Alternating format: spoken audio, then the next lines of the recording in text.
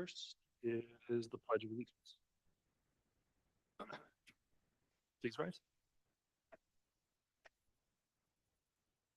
Pledge allegiance to the flag of the United States of America, to the republic for which it stands, one nation, indivisible, liberty and justice for all.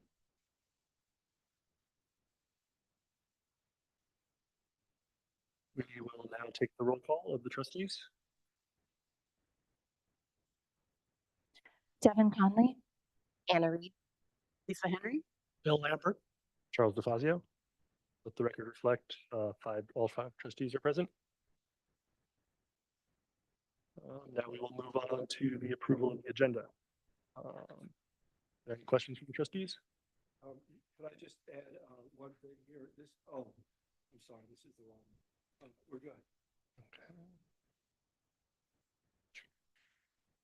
If there are members of the public who would like to address the board regarding this item, please approach the podium and submit a yellow speaker card. Online, please use raise hand function in Zoom or press *6 on your phone. Wait to see how many speakers we have. Seeing as there are none, any comments from the trustees on the agenda? make a motion We to approve the agenda. second. So, all those in favor? Aye. Aye. Okay, aye. It's unanimous. Let the record reflect that on a motion moved by Trustee Lambert and seconded by Trustee Conley, all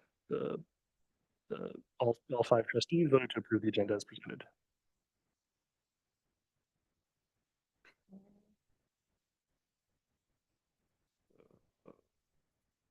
All right, now is the time for members of the public who would like to address the board regarding closed session agenda items to do so. Tonight's closed session has two items. To address the board, please approach the podium and submit a yellow card. Online, please use the raise hand function in Zoom or press *6 on your phone. Wait to see how many speakers we have. We keep time accordingly. Seeing as there are none, at 5:33 p.m., we will now adjourn to closed session.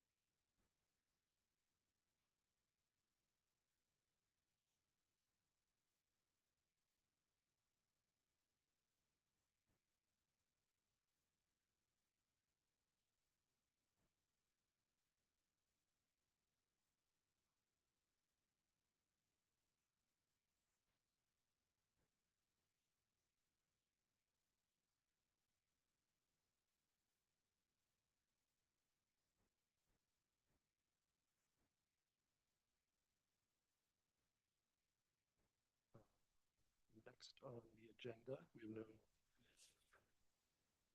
consent agenda, so we will go to community comments. This is the time reserved for community members to address the board on items that are not on the agenda. Board administration welcomes opportunity to listen. We're in compliance with the Brown Act. The board is not permitted to take action on non-agendized items. To address the board, please approach the podium and submit a yellow speaker card. Online, please use the raise hand function in Zoom. Press *6 on your phone. My apologies. Because it's a special meeting, we don't Oh. have community, non-agendized Oh, okay. community public comment. Thank you for everyone bearing with me my first presiding. So then we will go to our first action and discussion. So the document for staff housing, option to purchase real property or purchase.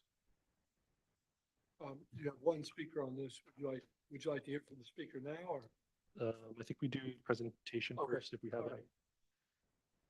Okay, let's see. Bill, do you want me to show the slides first, or how would you like to proceed here? Yeah, I'll walk through them. This is a staff presentation on this topic, and then Bill, maybe if I miss something, you can fill in the pieces, and then from there, that'll conclude our presentation, and then we're certainly open for questions. Okay, so as you know, the board has two topics to take on here. One is to an option to purchase the real property, and from and then the other is document for staff housing the ground lease. Both are action items here tonight, and then we will go to the superintendent search. We've allocated roughly about half an hour for this topic because this we have our search firms coming in at, I think the first one is at 7 o'clock. Not 7 o'clock. It could be right. Is it? Yes, 6:30. You're on for 6:30, right? Okay. So let's go through these slides. So what you have here is this item here. The next slide. So in terms of this, what's our recommendation? If the board approve the options agreement to purchase the land at 777 West Middlefield. Next slide. So we want to acknowledge the board has had some discussions on this. Obviously, we have new board members who've come in. And now what is this here? Third or fourth meeting that you've had if you count the study session. So this is a lot for you to take on here. And some of it is the calendar cycle. But we've also had the pro forma discussion and some of the due diligence. This work is stuff that we could have and should have perhaps not been under such a time frame as we go forward here. Let's go to the next slide. Notwithstanding those comments, the opportunity to purchase the land in lieu of a land lease has recently emerged. This was not something that MPO was interested in doing, but it has recently emerged as something that we believe that studying this, figuring out, well, it's okay to say that you are willing to sell, but now we need to talk about what the price is. We have a mechanism in the agreement for doing that, but coming to some sort of arrangement is something that we should pursue. This does not obligate us to purchase land, but what we're proposing tonight is that you give yourself, the board, and the district the opportunity to purchase land if it's in the best interest of the district, and that's what we'll go on in the discussion and the pricing and some of the work that we need to do, looking at our funds and other pieces to make a decision here. So go to the next slide. Okay, so the cost of this option is, the language is a little bit complicated, but it really comes down to $50,000. The MVO would have to engage in this process. That takes time, that takes money, that takes, in this case, an appraisal of the land. All of those things are costs they will experience as they go through this. But $50,000 in the overall scheme of things is not a lot of money from my perspective, having been involved in some of these. 50,000 implies an intent to do this. It is a fair number. I'll let Phil think a little bit more about that, but so we'll go through that. But this is the cost of a chance for what could be something that would be beneficial for the district. Next slide. So as these are all potential, right? We don't know what the price is, and the price determines whether or not these things would actually come to pass. It could reduce the overall cost of the project because we could turn the payments into one large sum as opposed to the land lease, which is a 55-year lease over the course of 55 years that that we would be paying to MVO for the land where the building sits on. So you can imagine if the price is significantly less, or ways for the district to look at the present value to use a whole variety of different funding options in order to make this less onerous or less risk for the district. If you remember back when we did what was it called, the pro forma on this, we have a $1.9 million lease payment every month. That is money that the proceeds from the facility have to generate, or else the only option for us left is to go to the general fund and take money out. And there are probably some other things, but that would be something that we would run into. So there are other options that would reduce that, and either by paying the lump sum that we as would lower those things. Obviously, we have to pay back the money that, or figure out what to do about the money that we put forward. There is a possibility. Can I finish? You accidentally said every month for 1.9 million. Yes, thank every you. year. That's all. Protecting the general fund by reducing the risk that rents from the tenants do not cover on create fund. That's a benefit, and I think it's something that the board should value. We've received a variety of different comments on this project, and many of them express a fear that the general fund and the salaries for teachers, other things would be at risk. And so reducing or eliminating that is something I think is in the board's interest. The board will determine over the next few months if they choose to exercise the option to purchase and how they'll fund it. So we've received a lot of different ideas about ways that you could do this. Those are all things that many of those we've already thought of, but there are other ideas and other advice we need to stick out. But we'll have a few months under this agreement to make an agreement to figure that piece out. Next slide. So in summary, this is an option to purchase, and the parties have to agree over price in the next few months. And this option could protect the general fund. Structured right, it could guarantee that almost guarantee dramatically reduce the chance that the general fund would be at risk. And it's possible that the overall cost to purchase land is beneficial to both parties. It's entirely possible that MVO would like this money to pay down their debts or to invest in other developments. And there could be a price there, and that may be preferable to them than receiving the land lease.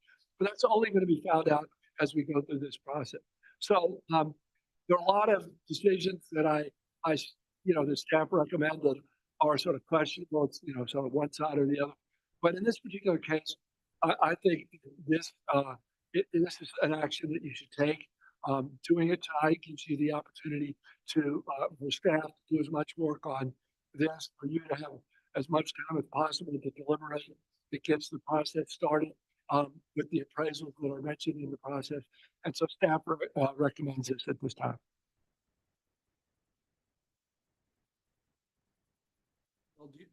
Sorry, Ms. Jennison, I'm sure you have stuff to ask. And well, I was just going to add a couple of things. You had mentioned the $50,000 expense, if you will, for the district. And I understand a concern about that. I do agree that the cost is not that much compared to the overall price, but why are we paying anything? And the answer, I think, to that is we went to them. In other words, we asked them, would they be willing to sell it? Because they were not willing to sell it earlier. And we had a relatively long conversation. They're going to incur some costs. They're going to do evaluation. Presumably they'll get an appraisal. They've had legal costs to go through it. And the process under the option agreement is if we'll get a value, they'll get a value. If we can't agree, Then the parties will agree on a third appraiser and that appraiser will do it. All that costs some money. And they said, well, we don't want to incur the cost. So that's where the $50,000 comes from, if you will. So they came to that price. I just wanted a little bit of an explanation of why we're doing anything is don't, as you said, Superintendent, that both parties, they seem to be motivated as well. Fair point. But we did go to them and ask them for this and got this ball rolling. So I wanted to make that point. And again, there are two items on tonight's agenda, and we've talked about it. I'll let the public know. I think both of these things should be approved going forward, the ground lease so we can start occupying, and then this option agreement, because it ultimately, it probably has a pretty strong advantage to the district, assuming we get a good purchase price and can work out how to fund it over the next few months.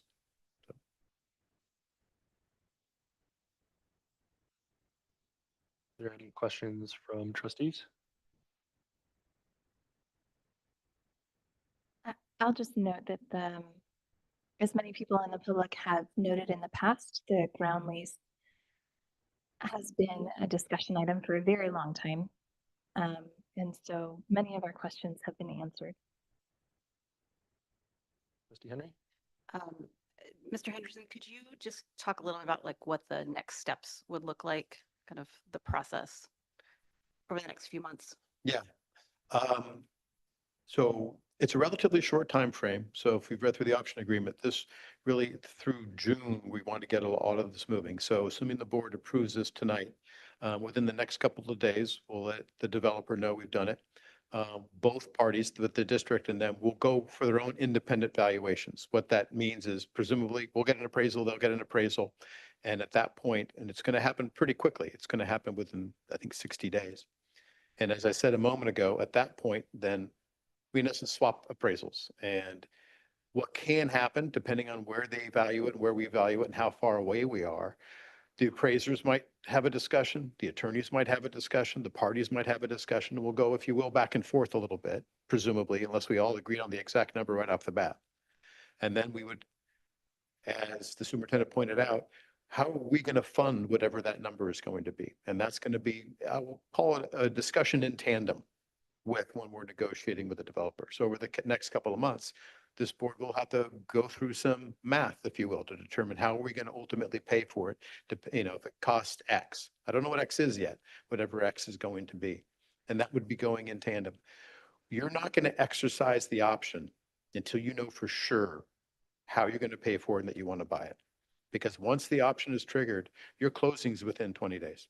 It's very quick. It's a very quick closing. We wanted it to close quick. There's reasons because related to the ground lease and when we would have to start making the lease payments. They actually want to, if it's going to happen, they have their own summer obligations that they say, well, if we're going to get a chunk of money, we want it by a certain amount of time. So a lot of that's going to happen pretty quickly. And so once this board, if it determines to exercise that option, which would happen sometime before June, you will have been done determining how you're going to pay for it. And if you do some other kind of financing, frankly, I'd probably be recommending at the point, make sure the funds are in hand where we know within a time frame how quickly we're going to get it. Because once you've exercised the option, we make a down payment of, I think it's $250,000. And we don't want to put that at risk unless we're truly ready to go and ready to exercise the option. So I hope that kind of is a framework.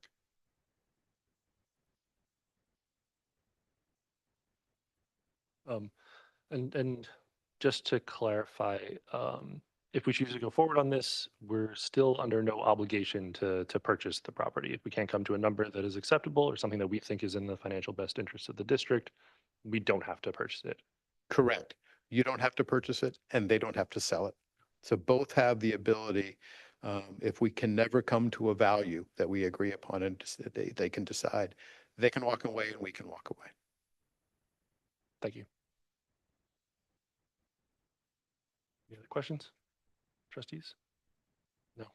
Okay. So if there are members of the public who would like to address the board regarding this item, please approach the podium and submit a yellow speaker card. Online, please use the raise hand function in Zoom or press *6 on your phone. I'll wait to see how many speakers we have and allocate time accordingly. This is for the first item, 6A. So we have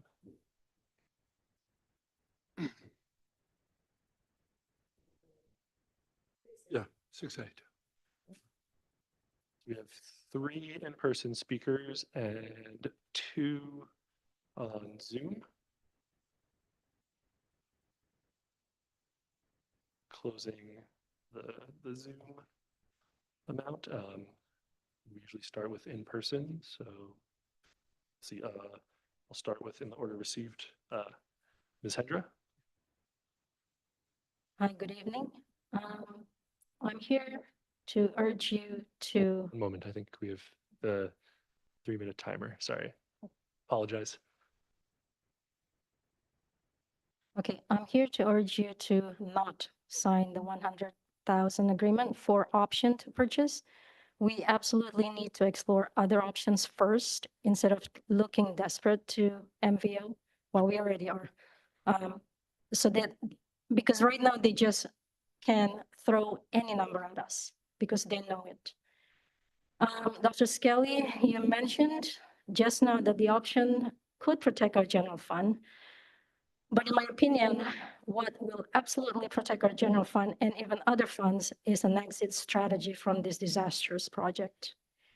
We need an exit. We absolutely need an exit strategy because it has taken millions of dollars away from our schools and too many hours from our district staff. The district's job is to educate our children. There are other ways to help our teachers with housing. And Mr. Henderson, you mentioned 50K was because they would incur costs such as appraisal and stuff like that. I want to point out that we have been paying $900,000 for 2 years now for ground lease during construction. $1.8 million that we've already paid to them. They are not hurting. They do not need $50,000 for appraisal from us. That's all I have to say. Thank you. Ms. Dillon? Hi, I'm Corinne Dillon. So I'm just going to speak based on what you said, Phil. I have some experience in commercial real estate. Do you think that appraisers are charging $50,000 to do an appraisal? Because they're not, okay? So that is an arbitrary number that they came up with. And not to mention that they have made millions on this project already by the terrible terms that this district signed in 2020. They have already recouped their investment of $13 million. And just based on building it, being the vendor. And they're going to continue to make money on the ground lease. And now we're going to pay them more. When is this going to stop? Just because it's a small number compared to the $89 million that has already been spent on this project, which was supposed to be way less than that. It's blowing up the budget by 53%. Like it's crazy. All this information is out in the public domain. And unfortunately, those of us who aren't paid anything to look into this are the ones that have to go research it because you guys don't do what you're supposed to do. And so us parents have had to spend I know I've spent since 2018 looking into this, spending my time researching publicly available documents, trying to figure out how the district can stop making bad decisions. And we're still doing it. And it feels like it's never going to end. We got rid of the superintendent, we have new board members, and everything's the same. And when is this going to end? We have to stop the bleeding. We have to get out of this deal. It's such a terrible deal. I'll have comments on the lease. I've gone through the lease. When is it going to end? Thank you. Thank you. Ms. Chelik? Hi, good evening. Like the two speakers before me, I agree that we should not take this option until we explore other options. I know that other school districts have gotten money from grants, and they've also gotten trades from the county for land. There are other options to explore. I would ask you, what's the rush? You have the power to stop this sunken cost now. There are lots of other options, and I don't want you to feel a false sense of urgency. It's false for you to think about it and to make a more informed decision. My top line concerns are one, the opportunity cost for those funds. And I'm not just talking about the 100K with the 50K non-refundable.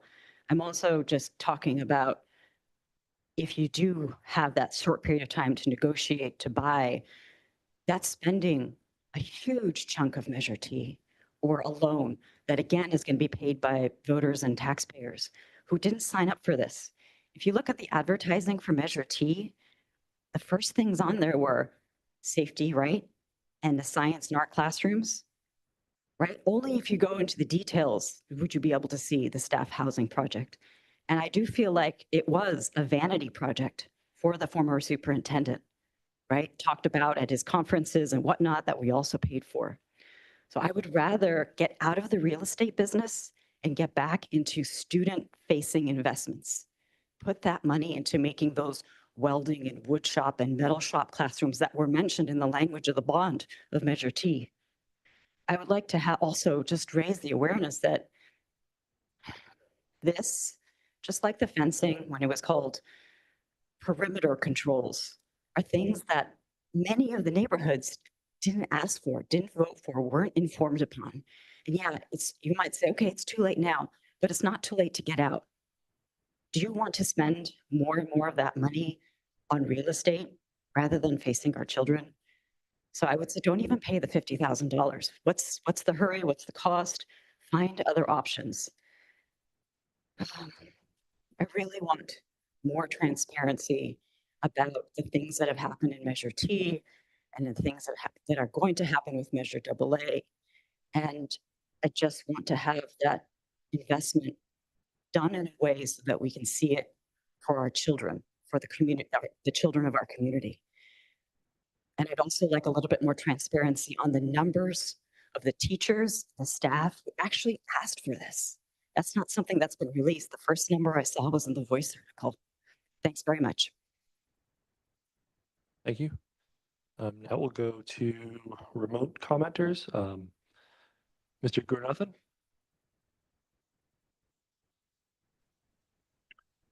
Thank you, Trustee DeFazio. Can you hear me? Yes, we can hear you.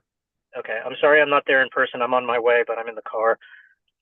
So I wanted to submit my comments. It is amazing, actually stunning to me, that Superintendent Skelly would address the fact that we didn't do due diligence with a single slide saying, acknowledgement, we should have done our due diligence earlier, explaining an $89 million mistake with a single slide that says, oops, we didn't do our homework properly. That is just, it adds insult to injury. How many lies are we going to be told? We were promised this would not cost us more than $56 million. That went up to $89 million.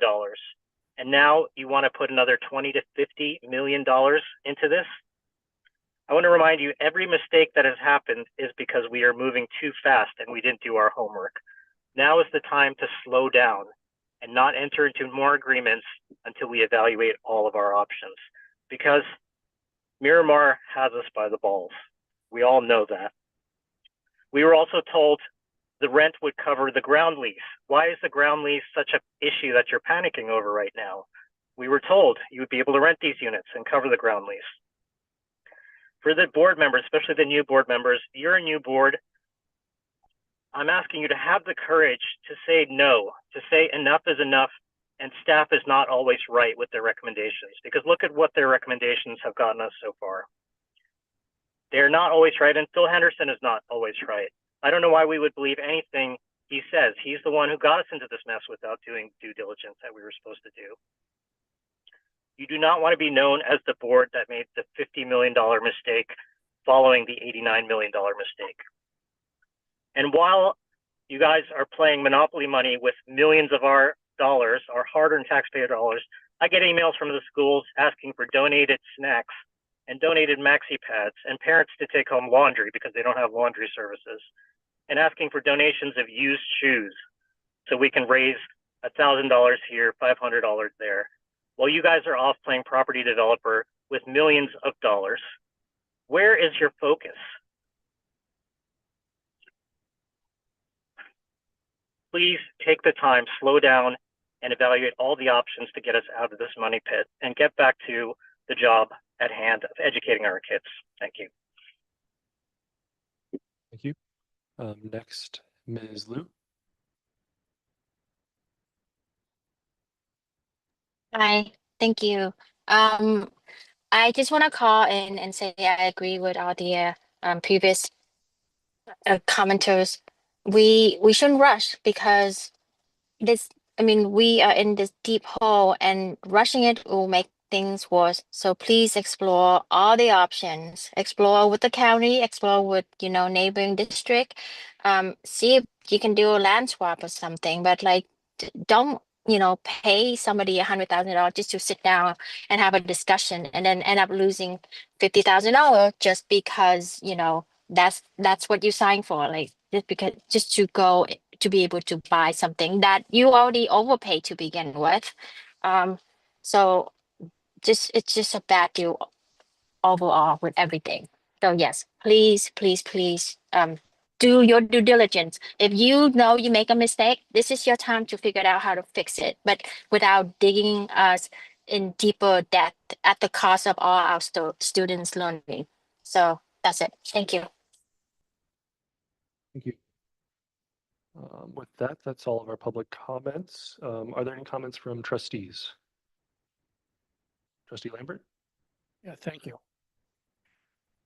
So, in the 2018, 2020 timeframe, I went to several board meetings as a member of the public and sort of just in general kept track of the teacher housing project. At that time, an agreement was made with the non-investment school district to give a restrictive covenant on Cooper Park. The agreement was that this school district would not build on Cooper Park for 99 years. And that agreement was made with the city. I had always assumed that agreement that what the school district got out of the agreement was the land to build the teacher housing project on. It's only when I joined the board a couple of years ago that I learned that was not the case, that the land was in fact owned by the developer and we were paying a lease on the property. Then only a few months ago, maybe even less than that, just a couple of months ago, we were informed by Attorney Henderson that Mountain View Owners Association was willing to consider an option agreement whereby we could purchase the property. And that was not possible apparently for quite a while. So this was a new development, and I support taking the option agreement or moving forward with the option agreement to see if we can negotiate purchase of the land from the Mountain View Owners Association for the main reason that by the school district owning the land, it will provide us many more options on how we can figure out how to call it refinancing, just arrange the financing of the whole project. If we do not own that land, any agreement would have to be made, jointly with the Mountain View Owners Association, which just seems like a huge hurdle and a huge complication. By us owning this land, we can deal with the entire project that is under our control. That's why I support going forward with the option agreement.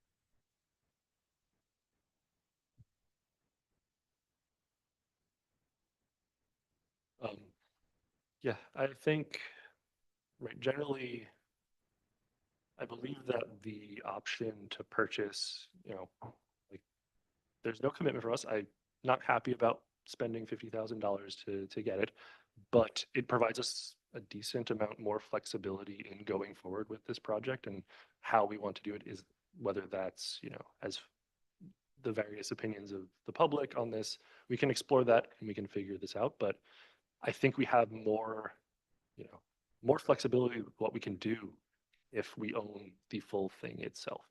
And so I would like to explore that and see, if we can get a financially responsible deal on this and be able to own it outright. I think that's my personal feeling so far. Any further questions from trustees? I have a, I think we're all overwhelmed, especially the new people here, with having this big decision right away. Um, Especially some of us who wouldn't have wanted to be in this position to begin with. I appreciate all the public comment, and we've had so much from the entire spectrum from all different sides. Um, it it would be helpful if there was more public comment that reflected all of the different opinions that we've had, because the public comment that we're receiving seems to be leaning in one direction. Um, it's difficult to have lots of information and not be able to really talk about all the things that we have access to or know, or what we can do is talk about things like, yes, there is a $1.9 million lease, and that is for 55 years. And when we calculate that over that time period, that's a big chunk of money. And then at the end of it, we're the owners of not the land, we're the owners of a depreciated building. Something that I thought about when I was thinking about this whole thing was, to help scale it down for me, was think about a mobile home ownership. Is that for everybody? And what happens when you go and buy a mobile home and then you end up years down the line wanting to sell it? Are you going to make a huge profit on that? No, you're probably going to take a loss on it because you're selling a depreciated structure on land that you don't own. Another thing that I considered was, if the landowner decides they want to sell, they can do that. And then you're stuck with the building not having the opportunity to be really a big player in that conversation of them selling that land that your building sits on.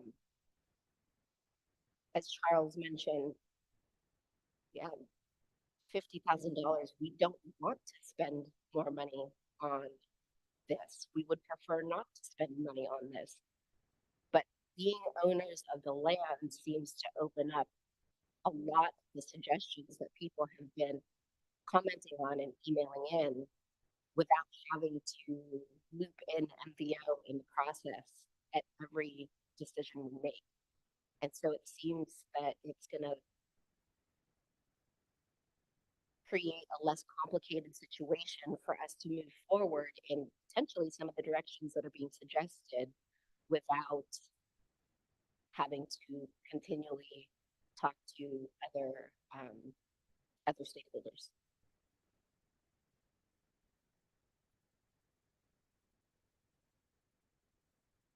All right. Seeing no further comments, do I have a motion regarding this item?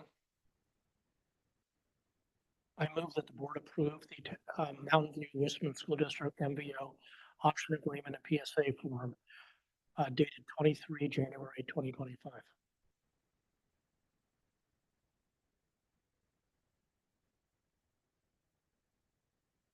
Second.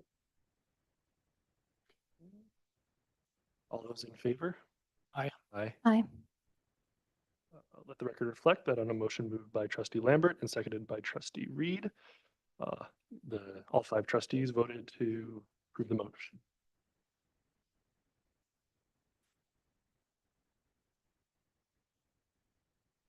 Next item is the document for staff housing ground lease.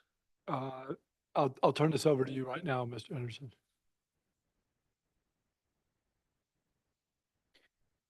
Thank you. So as I mentioned a few moments ago, well, now a few minutes ago, we were recommending that both the ground lease and the option agreement be approved. The ground lease does gives us the opportunity to actually occupy the building. I will say right now, I think we need it. We have at least 30 plus potential tenants that have already signed up to move into the building. There's ongoing interviews for the folks coming in. Without a ground lease, we really can't occupy the building. We would be able to occupy the building if the developer says, okay, fine, you can come into it without a ground lease, but they have no obligation to let us into the building. The ground lease gives us the opportunity to make sure that we can enter the building. To be fair, yes, this ground lease should have been before this board quite a bit earlier. We were looking at costs for both the leasehold title insurance and the cost for the actual insurance for the building. That took more months than we thought because the costs were really high. We finally worked out a pretty good premium cost with the JPA for the district, and that was only like about a month and a half ago. So yes, this should have been before you earlier, but it's before you now. And I guess, again, the recommendation is with all the other things being equal, you do need to be able to occupy the building now. Ideally, again, the option agreement for purchasing the property all works out, and you can buy out the building, give or take in June. Sorry, buy the land in June. But without occupying the building, we're in violation of a handful of agreements. So our recommendation is to approve the ground lease. Let's get started to occupy the building, and then work on the purchase option as we're tenants in our own building. Are there any questions from trustees? Trustee Henry? And am I correct? We agree to both. Then we've not yet paid anything on the ground lease. One, I guess, is one question. Is that correct? And two, that the ground lease payments will be deferred related to the option. Correct. So the ground lease itself already has a deferral of the rental payments when we're occupying for 6 months, once we can occupy the building. And we're expecting a TCO, a temporary certificate of occupancy, the first week in February, excuse me. So 6 months would roll from that anyway. That's going to actually be after the time period within which we should have exercised our option agreement. Now, if we occupy the building for 3 months, we'll owe rent for those 3 months before we own the building. So there's already a provision that says whatever time period within which we are tenants in our building, we'll pay the rent for that time period. And the rent for during the construction period, which, yes, was a contentious bit of negotiation a handful of years ago, we haven't paid that yet either. It'll be paid again at the time that the option would be exercised. If we don't exercise it, we'll owe those funds. It's 900 for 2 years, so 1.8 million. So everything is deferred, assuming the option agreement happens, and we pay that basically at the time of closing of the escrow. If for some reason we don't exercise the option, then that 6 month time period that's in the ground lease already kicks in, and we would owe rent probably, well, in August for the tenancy. I know it's a little bit confusing, and I kind of convoluted a couple of points there, but that's the way it's structured right now.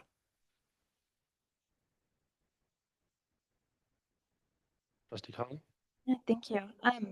So I asked a question in the questions ahead of time about the increase in construction costs that we've seen over the last 5 years. I feel like it's so rare that this is an open session item, so I'd love to just kind of help share information with the public about that. So when we looked at, I'm wondering if you can speak to the change in the cost of the actual construction itself that we've seen from 2018 when it was first planned, and the agreement was signed in 2019 through the amendments that were made over the years as the cost increased for the construction itself. Yeah, I don't have all the agreements in front of you. Let me go a bit from memory, if you will. We had initially an estimate for the construction, which was around 2018. Well, I think it was less than $60 million. The construction costs from California between that time and the time we entered into a construction agreement escalated anyway over those 2 years. So that ended up being a construction agreement it was just under 70, if I remember correctly, when we entered into the agreement with Palisades. I'm like to verify that number. And if you recall, well, maybe you don't recall, originally the developer was going to do all the construction. We were simply going to be funding it. At one point in time, they said, we can't enter into agreement. You school district shall enter into that agreement directly if you can. And we can, and we had negotiated that agreement. The costs that everyone's been talking about now included the design costs, which were north of $10 million as well. So everyone tends to forget that part of the construction cost that was being quoted, I don't believe included the design costs. And the design, I think, was 12 million and change, if I remember correctly. So combining those numbers anyway was north of 74 million. And I think ultimately what we ended up with the escalation in construction costs was 80, sorry, again, I don't have it in front, Almost 85. 83, yeah, 80, I thought it was 83 or $84 million. So is that a lot? Yes, it is. I'm not going to tell you that's not a lot of money. Is it not surprising for the time period between when it was initially discussed, frankly, in the late 2017 to 18, to ultimately when the construction was done? No, that's actually probably relatively, I'll use the adjective, normal for the escalation in construction costs. And I know we entered that agreement in 2019, but they knew how long it was going to take. They built escalation into the construction agreement because they knew the costs were going to be escalating during their time period. That's how contractors price construction. They don't price it just for the day. They price it for usually the midline of construction. So the cost of what it would cost, if it's going to be a 2-year project, they will escalate in their math what it would cost right in the middle. So it'll be a little bit high at the beginning and a little bit low towards the end. I did some back of the envelope math using the California Construction Cost Index that that was provided. But my understanding is that if Mountain View had its own construction cost index, it would probably be a little higher than what the state has, just given the cost of land around here and labor and materials and everything else. But Actually, I'll add to that just for, sorry to interrupt you. It's actually the Bay Area construction costs. So the CCI is a California across the board CCI. It's a California index. The LA Basin and the Bay Area are generally higher than all those. So in 2019, the original construction cost was predicted to be 54.4 million. And then we saw by that index a 2.8% increase in 2020, 13.4% increase in 21, 9.3% in 22, and 9.4% in 23, which gets us to a construction cost of 75.8 million. And if we look at the third amendment, there the construction cost was pegged at 79 million. So I think we followed relatively closely. Pretty close. I'm not surprised by that math that you just went through. Yeah, not at all. But I'm not an expert in this area, so Well, no, back of you the did pretty envelope. good for the math. Yeah. Thank you.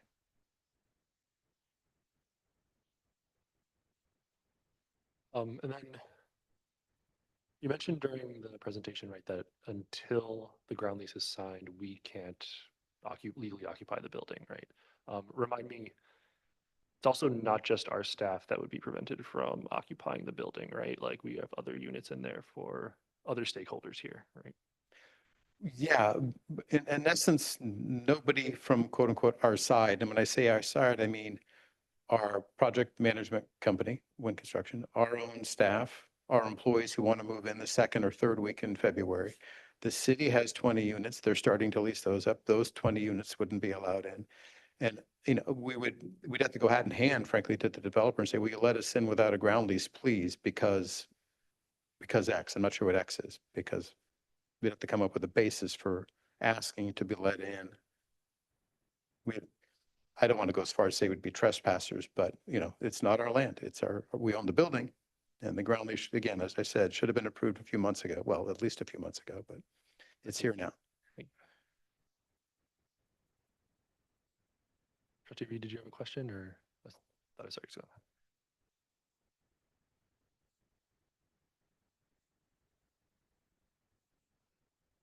So with questions, now we'll move on to public comment. If members of the public would like to address the board regarding this item, please approach the podium and submit a yellow speaker card. Online, please use the raise hand function in Zoom and press *6 on your phone. I'll wait to see how many speakers we have. I think we'll probably do 3 minutes, I think.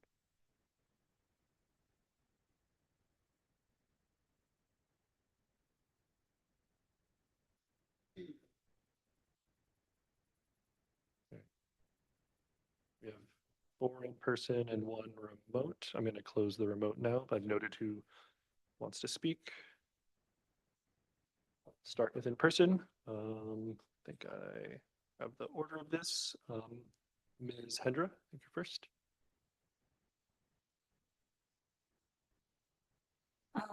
I'm going to start with the fact that back in 2018, we had a feasibility study that recommended using district-owned land to build this staff housing.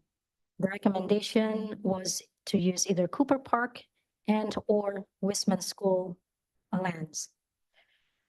We know what happened to Cooper Park, but we decided not to use the Wisman School land. And instead, here we are with a ground lease of $1.9 million per year. So now I'm going to switch and talk numbers now, because I think the public has the right to know.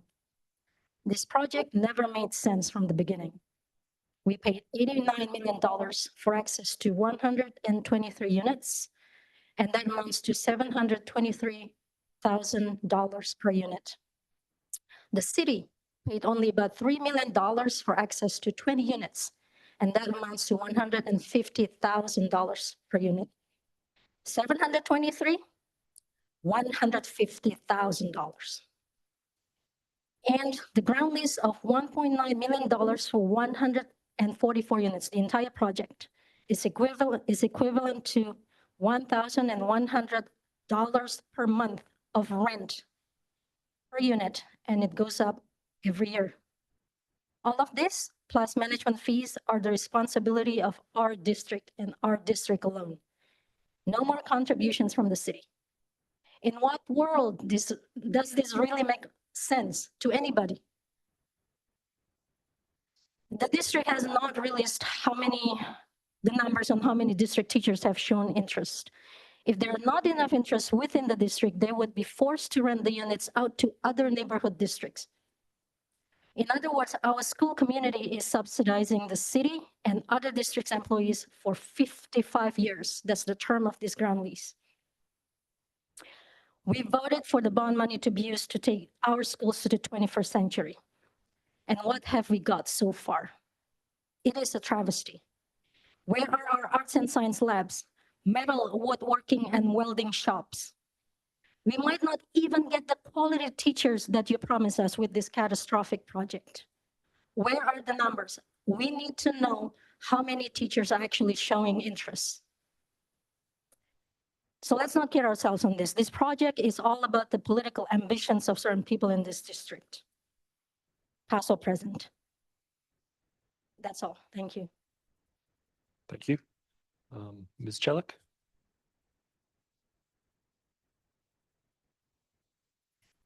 Hi. Like Lily before me, I have serious concerns about this project.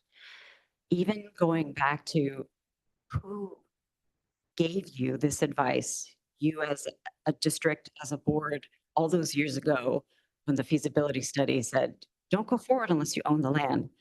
So, you know, when someone is sick and you go see a doctor and the doctor says, do this, right? Sometimes you get that little feeling in your head and you're like, you know what, I'm not sure if what this guy is saying or what this doctor is saying is correct. Let me get a second opinion. So that's kind of what I recommend here. You're getting advice from people who worked on the original badly implemented, badly negotiated project. Get a second opinion. Get better advice. Get better advisors. That's the first thing. The second thing is, again, even now, you could release to us how many teachers have expressed interest, how many staff members have expressed interest. That would be great. We've been asking for this for multiple times. Again, there's also this sense of false urgency with the ground lease. Yes, they need it in order to occupy. But if the permit of occupancy is not coming until the first week of February, and that's like a maybe, why not wait for that? Why do you have to sign it today? Why do you have to go forward so quickly? I guess I'd also like a little bit more transparency. I have heard that the district is already advertising to other school districts. Is that true? I don't know. Is this just rumorville? So again, are we going to be subsidizing these other communities with our tax dollars? The biggest thing for me is, again, it's the opportunity cost. You have the power to stop throwing away more money after bad money. You can make that decision. Get some advice from someone who's not invested in the vanity of the project. Thank you. Thank you. Ms. Dillon?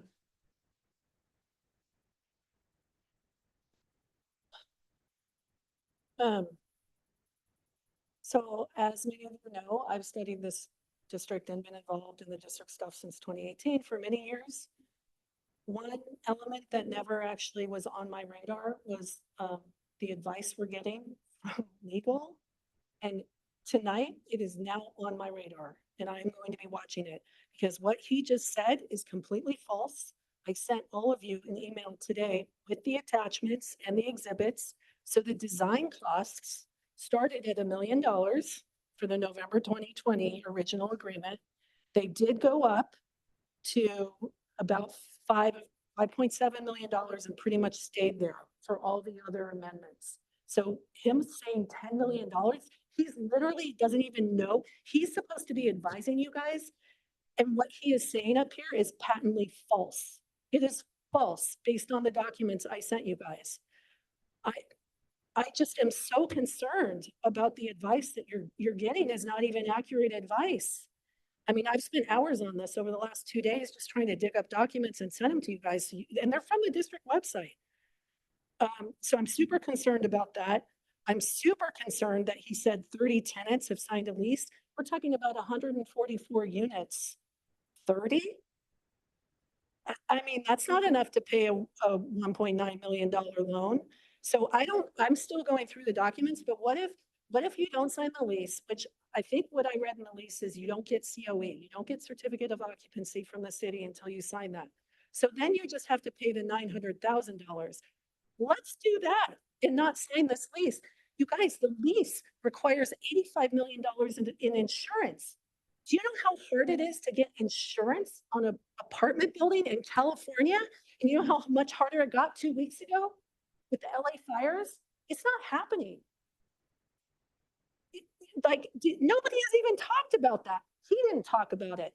How are you going to insure a building for $85 million when it's not worth that? And that's just what we paid. I mean, nobody has even mentioned that. You're not going to be able to pay the costs. Forget the land lease. When you pay that insurance, I mean, I don't even know what that would cost. It's going to be at least $1 million to insure a residential building for that much. We can't keep doing this, you guys. Please don't sign this lease. Please call our county officials, let's talk to the city. Let's figure out something, because the document that from 2018, where the original consultant that was hired, who actually is an expert on real estate, said not feasible, 100% payment by Mountain View Wisman District on land owned by the district. And what we've actually done is pay 85% of the cost for land we don't even own. So it's actually wasn't even, I'm sure that consultant would just be like, what are you talking about? Thank you. Thank you. Mr. Granathan? Thanks. Good evening again. I don't know why I'm up here. I'm probably wasting my breath because I feel like once again, the board has forgotten they're accountable to the citizens, to the public, to the community that voted you into office, not to the district, not to the district attorney. And yet, I feel like you just blindly listen to whatever the staff recommends. And I'm not saying I represent the whole community, but before you go out and spend millions of dollars, you really need to get the community's input, because your job is to reflect the will of the public. And from what I've heard, your decisions so far don't reflect that. Regarding the attorney, I want to echo the comments before. We heard another weak excuse. I should have gotten you the ground lease earlier. How much are we paying him per hour? How much money is at stake? And he didn't get you the ground lease on time? We need fresh thinking. We cannot rely on the people who architected us into this position in the first place to get us out of this mess.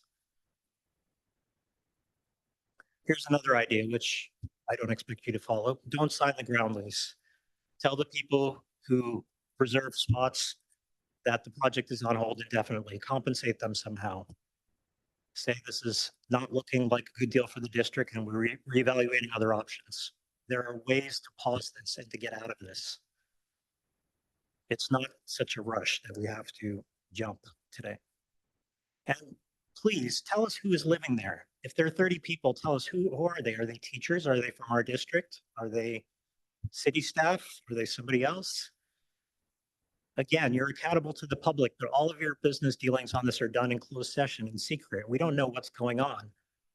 And that's what makes us suspicious. And that's what makes us angry and do the research. So there's a lot more I think you could be telling us than you're actually telling us. That's all I have to say. Thanks. Thank you. Now I'll move, no more in person. I'll move to remote comments. Ms. Liu. Hi, thank you. I apologize to the board for having, to clean up this mess that was created. 3 of the board members that weren't here, or 4 of the board members that weren't here when this decision was created and made. But I actually wanted to ask Phil Henderson and Dr. Westover, why did you think this was a good idea? And that we at the district have to pay this $2 million ground lease for 55 years, and then having to spend $89 million, on land that we don't own, whereas the city actually get the right to, get their open space, get the, low income quota met, and then the developer, Fort Bay, Miramar, and Mount View owner, that piece of land that the housing is sitting on, that was supposed to be park space. Okay, so in exchange for that, they get revenue generated income and then ground lease, and then the city pays so little and we pay so much. Can you please explain your train of thoughts and explain to us taxpayer, why did you advise the district that this was a good idea? I would like to know. Thank you. Thank you. I'd just like to make just a couple of comments. Getting the number of people who are going to live there today is, it's just really hard to do. They haven't moved in. We've been checking, we're verifying people's income. We've had people. What is it? Excuse me. We've had people, express various levels. Until they move in, we don't know. Preliminary information suggests that we have more teachers than staff members who are interested. We are having some conversations with the city around the income threshold that would be allowed to live there, to expand that number from 120% to 140%. That would be helpful for lots of reasons. You'd get more teachers in if the range of those pieces. But we're not trying to hide the number. It's just giving a number when the number isn't firm or specific. And I've been trying to get that information out, and then the numbers change. And so until people start moving in, we won't know those numbers. I want to just once again say, when we did the pro formas, we're not assuming that this place is going to be fully occupied on the first day that we move in. We have a hiring season coming up. This will be a tremendous opportunity for us in terms of recruiting in what is a very difficult market to get staff members. We've had some wonderful staff members who are super enthusiastic about living in this facility and believe that it's going to be a life-changing opportunity for them. When those people who would like to see us sell this property, I think the board should entertain selling the property if that's what's the best decision. And I think you're courageous enough to do that if that's the right decision. I happen to think it's not, and I think that a group is not, maybe not in this room or somewhere, 10 years from now is going to be very happy that the district made this decision. Are we going to be in for some bumpy times before that happens? Probably. But in the end, it has never, I don't know, maybe it has in California, but over a 10 or 15-year period, has there been a time when you wouldn't be happy to own 144 units of prime apartment buildings in the city of Mountain View? I don't think that's true. So yeah, we're going to have some challenges here, but this thing is going to work out well, I predict. And I'm not a real estate expert, but I do believe that this board is going to be thankful that we're there. Getting people into this facility helps us understand what is the interest among our staff, right? And yes, we'll have a hiring season where where Tara will be touting the opportunity to live in this facility and giving people an opportunity and getting enthusiasm. And when we're competing with other districts that are very like us, the ability to have a place that you can live in at an affordable rate and start saving or doing things and living in Mountain View of all places, that's a tremendous attraction. And people make decisions based on, can they find a place to live and what's the salary done? And I know the board is committed to this. So there's only, and yes, there are decisions that perhaps could have been made different, but this board has to make a decision based on where you are right now. And to me, just like the last decision, this one is not that hard. I'll stop. Are there any comments from trustees? Multiple comments. I'll start closest to me. Trustee Lambert. Okay, thank you. So I was on the board in 2016 when this teacher housing project was first brought up. I attended probably after that when I stepped off the board, the next 3 years, attended most of the board meetings and I participated in various task forces. And then starting toward the end of 2019, when the fencing projects came up, I once again attended all the board meetings until 2022 when I rejoined the board. And despite all of that, I really can't tell you, and I'm struggling still to figure out how we got here, where we are today. I'm frustrated just as much as many people are, despite the investment in time and attention to the boards. Nevertheless, decisions have been made and money has been spent. And I think putting all that aside, to me, the decision is really pretty clear here. Right now, we're spending money on this project. It is sitting there. We're paying utilities, we're paying security guards, we're paying a partial lease payment, we're paying for the residential manager, probably many other expenses that are ongoing. We have to get the tenants in there as soon as possible so we can start offsetting these ongoing costs to our district, get a real sense of how many teachers and staff in Mountain View Municipal School District are willing to rent these apartments. And then once we have that understanding, we can move forward and see if we need to expand it out to more of the city, other districts, other groups of people. But we need to start covering the costs that are ongoing for this project as soon as possible. Thank you. Thank you. Trustee Henry. I'd say, following along with what Trustee Lambert said, if I had a time machine, I look back and I look at, some of when I rewatch board meetings, I look at other things. There are things I wish had gone differently, process-wise, a lot of things. But right now, I feel like where we are is we have a building on land we don't own. We have a building we paid for that we own that's on land we don't own. We have staff that we have people who want to live there and for whom this really will affect their lives and their ability to have a better commute and a better housing price and all those things that were the original reason the board, this district went down this path. I find value in the project itself, even if I have a lot of questions about exactly how it all went. So I think right now, the right path is to approve the ground lease, to let people move in. Sorry. To approve the ground lease, to have people move in, to keep getting interest. None of this precludes exploring other options for next steps for the property. But right now, I'm in favor of approving the ground lease. Thank you, Trustee Reed, or Trustee Conley. I think you were on earlier. Okay, Trustee Reed.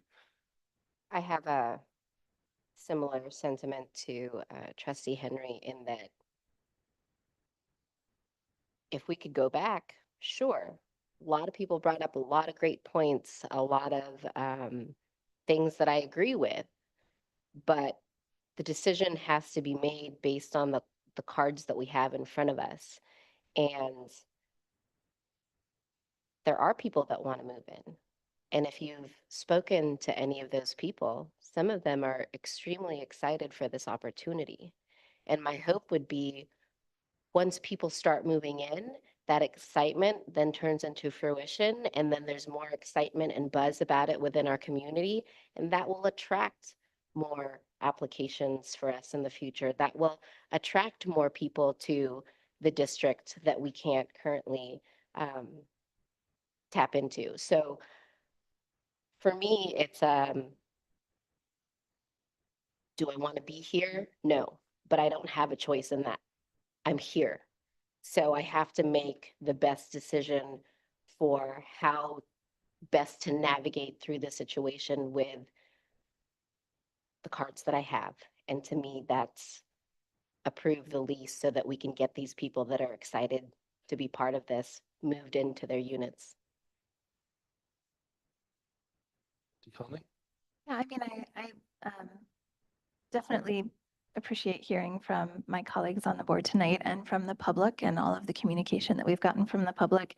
We have a historian of the district here in the audience tonight, so I encourage maybe we all need to individually take time to meet with one of our former trustees who was on for a long time and knows a lot of this history. I came on the board in 2019, and when we look back at this project, I was an observer for the League of Women Voters of the school board for a year before I ran for school board. That's how I first met President Lambert, because he had been a prior observer and kind of onboarded me, and I got to see him at a lot of those meetings. In the fall of in 2018, there were 5 closed sessions on this item and 1 closed session on the Cooper Park site. And I came on the board in December after all of those sessions. And we didn't have another closed session, and then we voted on it in March. So I don't necessarily feel like I have all of the pieces either, because I wasn't part of those conversations. But what I do remember from observing externally was when the district tried to build on Cooper, and the presentation was made, the study about how to approach building teacher housing. There was a lot of backlash, and then there was a restrictive covenant that was signed. The city seemed relatively clear that they weren't going to grant the district a variance to build anywhere. And at that time, under state law, the school district would need a zoning variance to build housing on their property because of the way it was zoned. Now, since then, state law has changed. But when that agreement was first made, the school district could not build on its own property without getting a zoning variance from the city, and the city was very opposed to that. And that was a real challenge. And so I look back, this is a process that's been going on for 8 or 9 years. There have been now 12 different trustees who have worked on this project. Staff has turned over in that time as well. And, we are where we are today, but I'm hopeful for the future of the project. I am excited about the staff members who have already filled out their paperwork and are ready to move in. We did a study session on the staff housing earlier this year, and we looked through the pro forma from WIN, and they projected starting to lease up, and correct me if I'm wrong, but staff, but starting to lease up in March at 20 units a month with the goal of getting to 90% of the units leased by August. And we're ahead of schedule. which is fantastic. We want this to be a recruitment tool. So in an ideal world, I don't want all of the units filled on March 1st. I want some units available as recruitment for our new staff whose contracts begin July 1. That's when the contracts for any new hires are going to start. So we could get them in there when they arrive this summer, hopefully moving to Mountain View. I think it's a fantastic recruitment tool. We do have a safety mechanism built in, which is this waterfall provision, which says, and we discussed this at the study session, that basically if we can't fill it in, when we need to be able to get the rents we need to cover the ground lease or whatever other mechanism we use for funding it, that we could then offer units to staff from other districts that Mountain View taxpayers support. So it's the Mountain View Los Altos School District, Los Altos School District, and Foothill De Anza Community College. I believe, and again, staff, feel free to correct me if I'm wrong and so it's about, if we do make those units available, it's making them available to partners that serve our community as well and serve the same taxpayers who approve the bond. Now, I would prefer to be able to have all of those units, because when I think about things that we want to do in the future, if we want to expand language opportunities in middle schools, we need single subject language teachers. And if we want to create a career and technical education program, which is an initiative in and of itself, it's not a facility, it's an initiative, you need staff, you need, I know we have an expert here, you need certain credentialing, you need partnerships with the community. Like if that's an initiative that we address at some point, I think that's something that a new superintendent would take on. I don't necessarily anticipate interim superintendents starting new initiatives, but for those credentials, the CTE credentials and single subject credentials, we're competing with MVLA, the Mountain View Los Altos High School District, who is one of the highest paying, if not the highest paying school district in all of California and in the top in the nation. And how do we compete with that? I don't know that we have a different tax base, we have a different funding structure than the high school district. How are we ever going to compete with them for single subject credentialed teachers, for CTE teachers, for these types of programs? This is a really attractive and amazing opportunity to do that by having housing.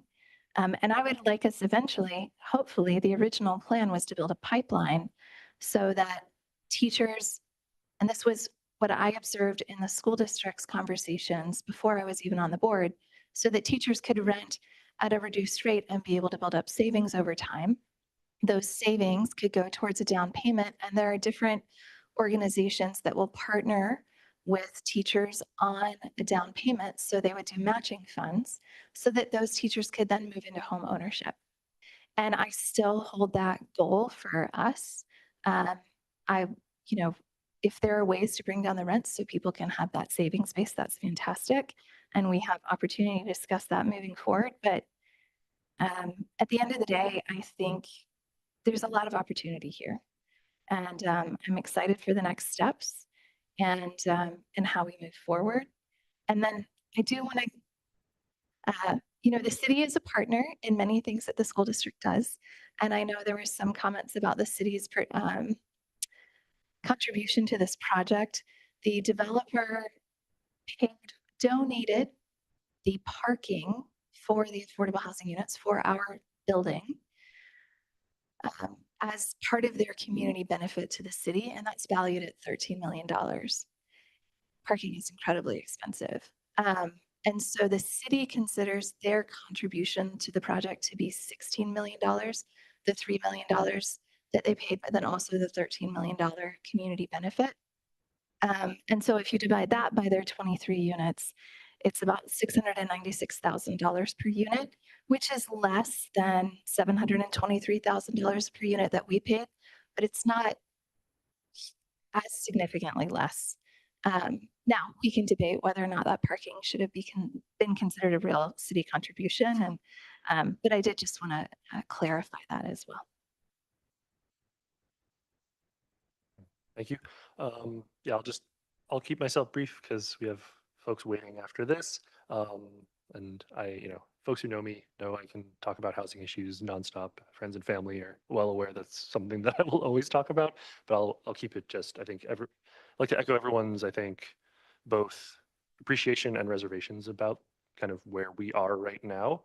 One thing that I do want to highlight that I think is really, really important to me is we've discussed a lot about repairing our frayed relationship with the city, and they're a stakeholder here. And if we drastically pull out of this and don't allow their staff, in addition, who are counting on this housing, that's I cannot imagine they would be particularly happy with us in making that kind of a capricious decision. We can discuss going further where the wisdom of it might be, but I think that's something that was pretty important to me, and just to echo everyone else's statements. So with that, I'll stay brief. Do we have a motion on this item? I move that the board approve the Mountain View Wisdom School District Mountain View owners ground lease dated January 23rd, 2025. Second. All those in favor? Aye. Aye. All right, so let the record reflect that on a motion moved by trustee Lambert and seconded by trustee Reed, trustees voted unanimously to approve the ground lease. I think we should take maybe a 5-minute recess to reset, and then we'll have our speakers. Thank you everyone for being so patient. 5 minutes.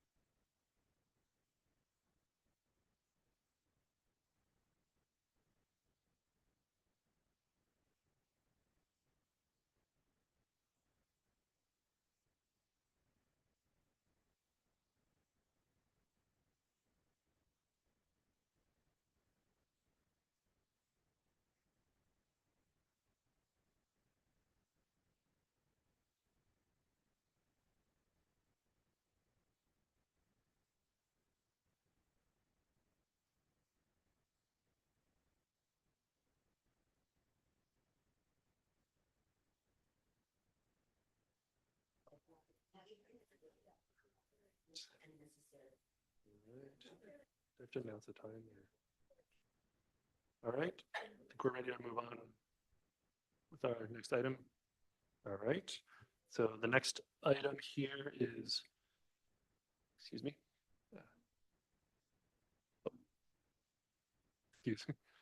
Excuse me. Thank you. The next item will be just superintendent search firm interviews. I think Dr. Scalia, you want to give us just an overview of how we're going to go about this? Yeah, sure. We're going to start with public comment on this item. So if you'd like to make some public comments, please get a card and submit it in the box over there, and we'll take your comments. So then we'll have 30 minutes for each firm, with 15 minutes devoted to presenting. This has been shared with the search firms, and then 15 minutes for questions from the board for each firm. Then the board members will share their findings. At the last board meeting, you got divided up particular references to call and ask the references about the particular search firms. And so that conversation will happen. Then I'm sure there'll be a little bit of discussion, but then we'd like to have the first set of rankings and potential selection of the acceptable firms. So each board member would share their ranking and which firms of the three they find acceptable. So if there's some firm that you don't want to work with, you would say that. If there's no unanimity after that step, then we would have some more discussion. Then there would be motion and action to name a finalist. Also, I'd like to just say that our purpose tonight, you submitted proposals. There probably are a few details about the particular proposals that we might have questions on in terms of the establishment of a contract, but the idea would be to bring that contract to the board meeting on the 30th for official action. So just be prepared for that. And then perhaps, hopefully the search firm selected could come to that 30th meeting to talk a little bit to the community about process and some of the pieces that maybe the public would have after those discussions. So with that, I think I can't remember who our first firm is. Okay. Oh, that's right. Well, public comment if there are any. So if there are members of the public who would like to address the board regarding this item, please submit a yellow speaker card. Online, please use the raise hand function in Zoom or press *6 on your phone. So no one wanting to comment in public. We have one on Zoom. I'll close remote. And Ms. Chelik, you can start. Thank you. Yes, good evening.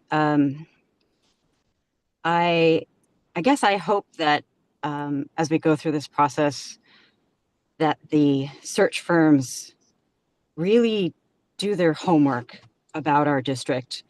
I think the last search firm that was used to hire the prior superintendent, I think the leaders of that search firm ended up going to jail, if I'm not mistaken. I hope that all of these people here in the boardroom with their shiny shoes go and read the change.org petition online about the community members' response to the last superintendent.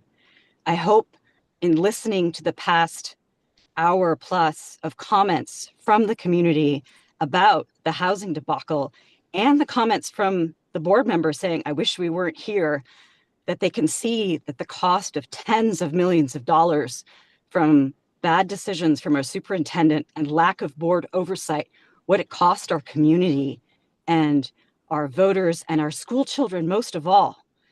And so, it makes me think a little bit about that old joke about which rowboat is the slowest, right? And what they should have done is had each other row each other's, or which boat motorboat, whatever it was, that they had to, if they had traded, you could have figured out which one was the slowest. And I guess I want to hear all the bad stuff in the process, as well as the good stuff, saying we're going to find you the best person. So I hope you find somebody who understands California funding. I hope you find somebody who is got experience in California, and know that this community is watching. So please, board members and search firms, do right by us. Do right by our children. Thank you. Thank you. We have some late in person. Please try to get them in on time next time, but Mr. Granathan, you first. I'll keep it brief.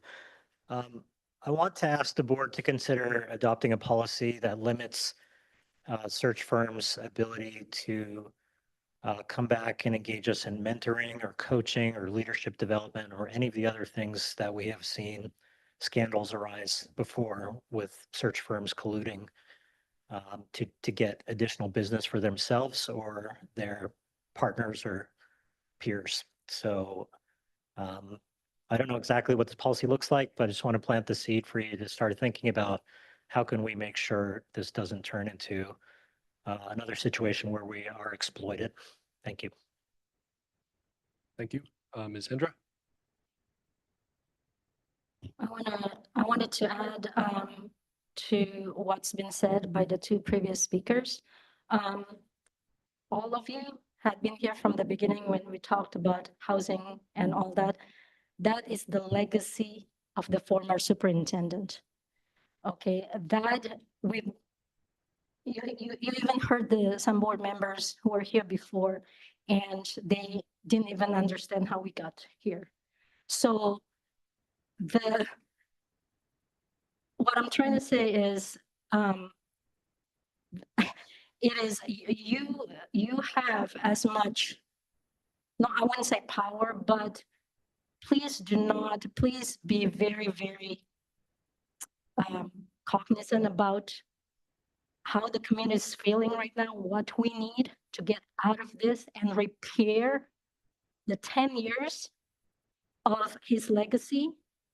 And I want you to be, if you know, you have that in your, you know, in your heart, in your head. And this is a very important decision for us.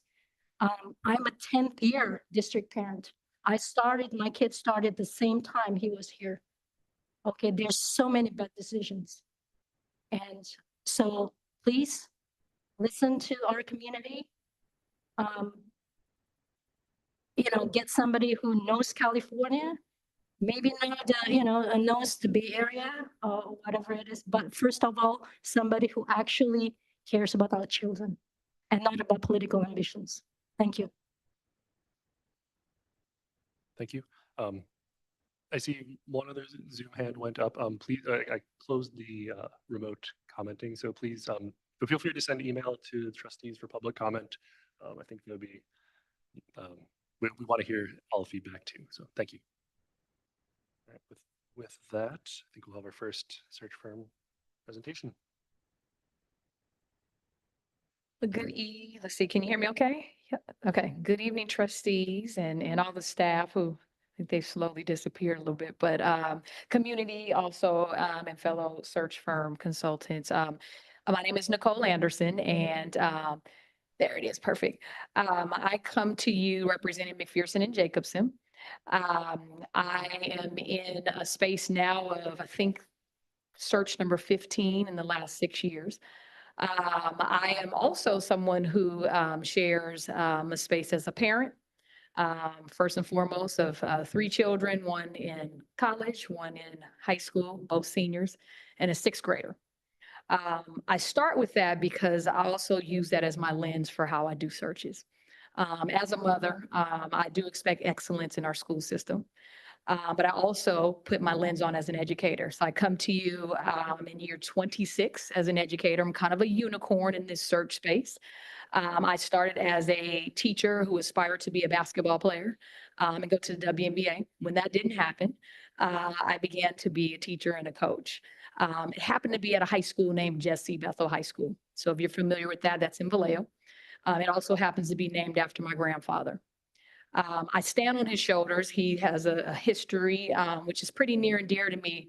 And part of my other lens why we do this work is he was the first African-American CSBA president.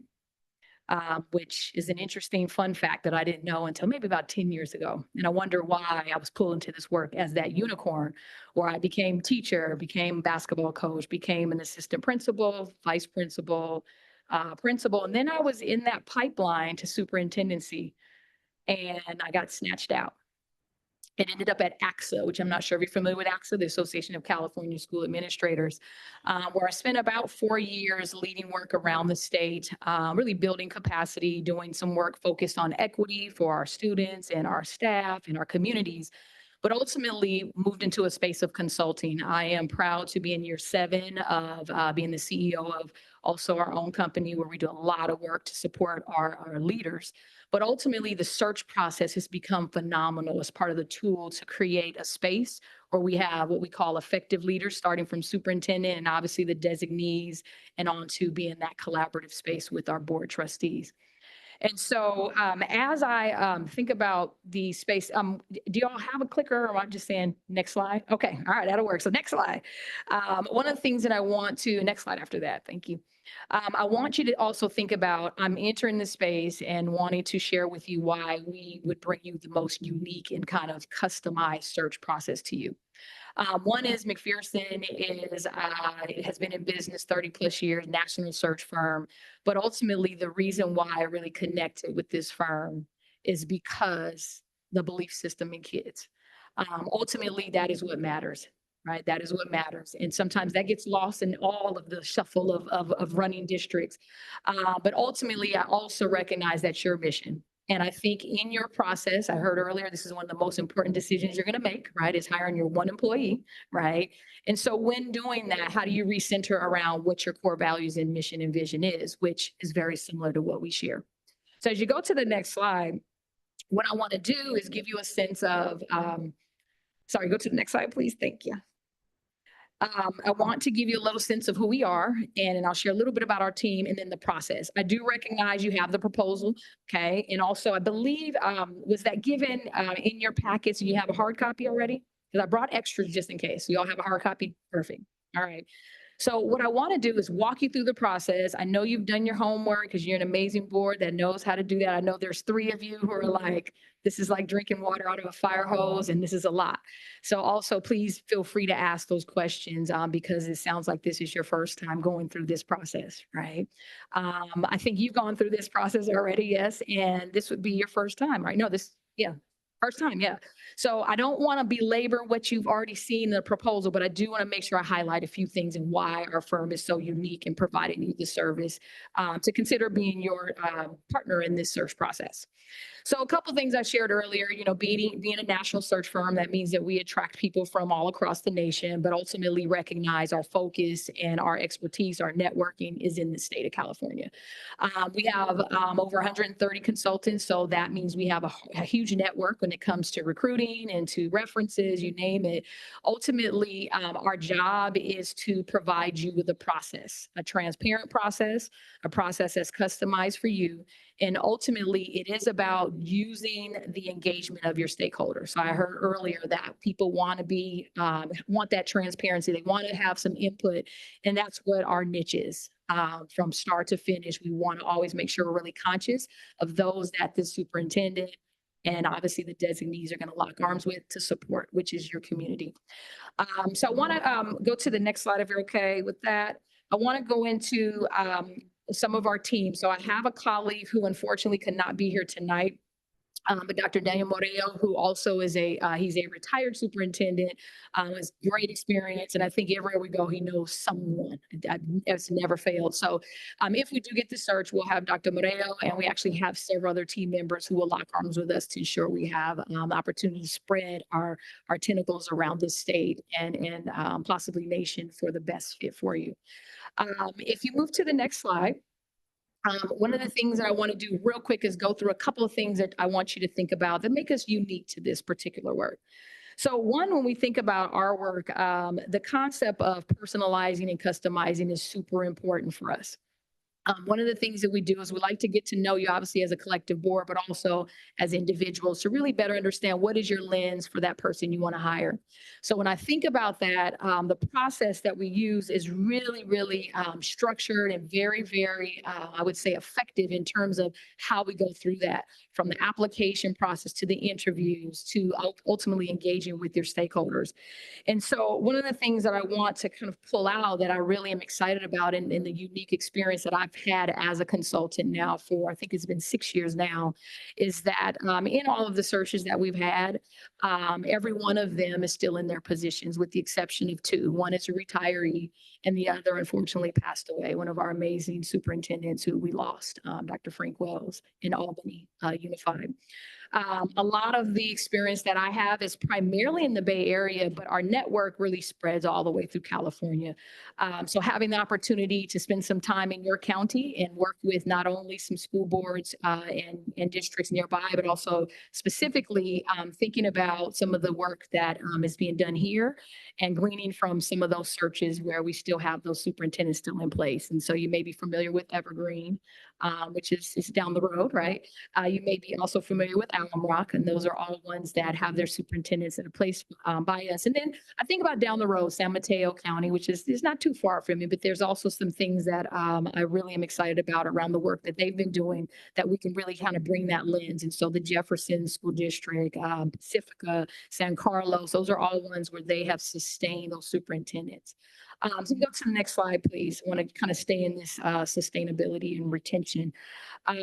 One of the things that I want to share is just a few numbers for you. So I know that it is important to have what I call a diverse pool of candidates, right? And a lot of times when people don't break down the concept of diverse, what we refer to is not only someone's ethnicity, their language, kind of their diversity of their experience, but ultimately what they bring in terms of their leadership, their facilitation skills, their ability to build community, the trust piece, their personalities, you name it. It's a diversity that creates sustainability. I'm not sure there's many boards that want to play the game of flipping superintendents every 3 years, and that is the landscape right now. So one of the things we pride ourselves on is our ability to have retention. And so I use the word diverse because that also refers to your community, right? Your community is diverse. And that's one of the things I value. When I think of diversity, again, it's not those numbers you see in your data dashboard, right? The labels we place on kids, your SEL, your SED, and your ethnicity data, you name it. It's really about the unique needs of every individual kid. And I know that's your mission, right? About being innovative and partnering with them. And it's about their diversity. So when you have a leader, it is important that you recognize they have to meet the needs of your students. And so in our process, it's super important that you consider that, and we walk you through a few things to get you in that space. And so if you're interested in numbers, I'll allow you to ask future questions, of course, when I'm finished, but a couple of things in those 15 searches just from ethnicity, having 5 African-American, 3 Latino, 5 who are considered European descent, Asian and European, 1 Filipino. I'm also looking at gender. We pride ourselves in providing access, right, to those that may have historically not always had access to this position. So we look at also our females, right, who identify in that space, those that may identify as LGBTQ, those that identify as what we call equity leaders, which are people who are really about, I want to address the diverse needs of our community, and they may come in all shades and sizes, if that makes sense. All of them have sustainably been in their roles. And if you understand what diversity is, sometimes that's very hard to sustain that role in positions of superintendent. What we talk about is at the end of all of this, this person has to be the match that you get behind, right? And ultimately, we like the 5-0 vote when you get to that phase of deciding your finalists.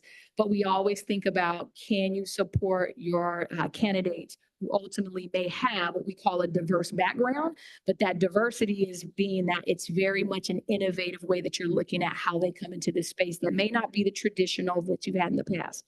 And so we're going to walk you through what that process looks like. And so if you can go to the next slide, what I want you to think about how we get you to this match I mean, those are just a couple of numbers around sustainability just to add to that in terms of the percentage. So you can see there's a great number that have stayed in their positions, 80% in the last 5 years, 60% in the last 10, and 40 in the last 15, which is not the normal experience right now in public education. So if you go ahead to the next slide, one more time, get to our phases. Yeah, we'll get back to the time. There we go. All right. So there's 5 phases. And so you see that in your proposal. So a couple things I want to emphasize in your phases. One is when we start, we want to make sure you have clear criteria about the job description so that we can drive our search through that process. Everything we do is based on the criteria you set from the very beginning. So we usually have 5 areas and you decide as a board, what are those 5 key things that we need to think about when we match the right fit for you. So as we go through our process of creating that, then we go through our advertisement and we'll talk a little bit about that because you're going to need to decide how you advertise. But ultimately what happens is then we talk about like, how do we get that input?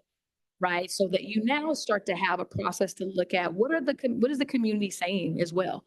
Because ultimately you are going to have to work with this person, but also that person is going to have to serve this community. So hearing the lens that they have is super important and helpful for you to decide how you want to get to that finalist. So what we do is we spend several days of time, and in most cases it's about 2 weeks. We have a virtual and an in-person option. And what we do is we actually meet with any stakeholders that you would like to have talk to us about, again, maybe what's good about the community, what's good about the district.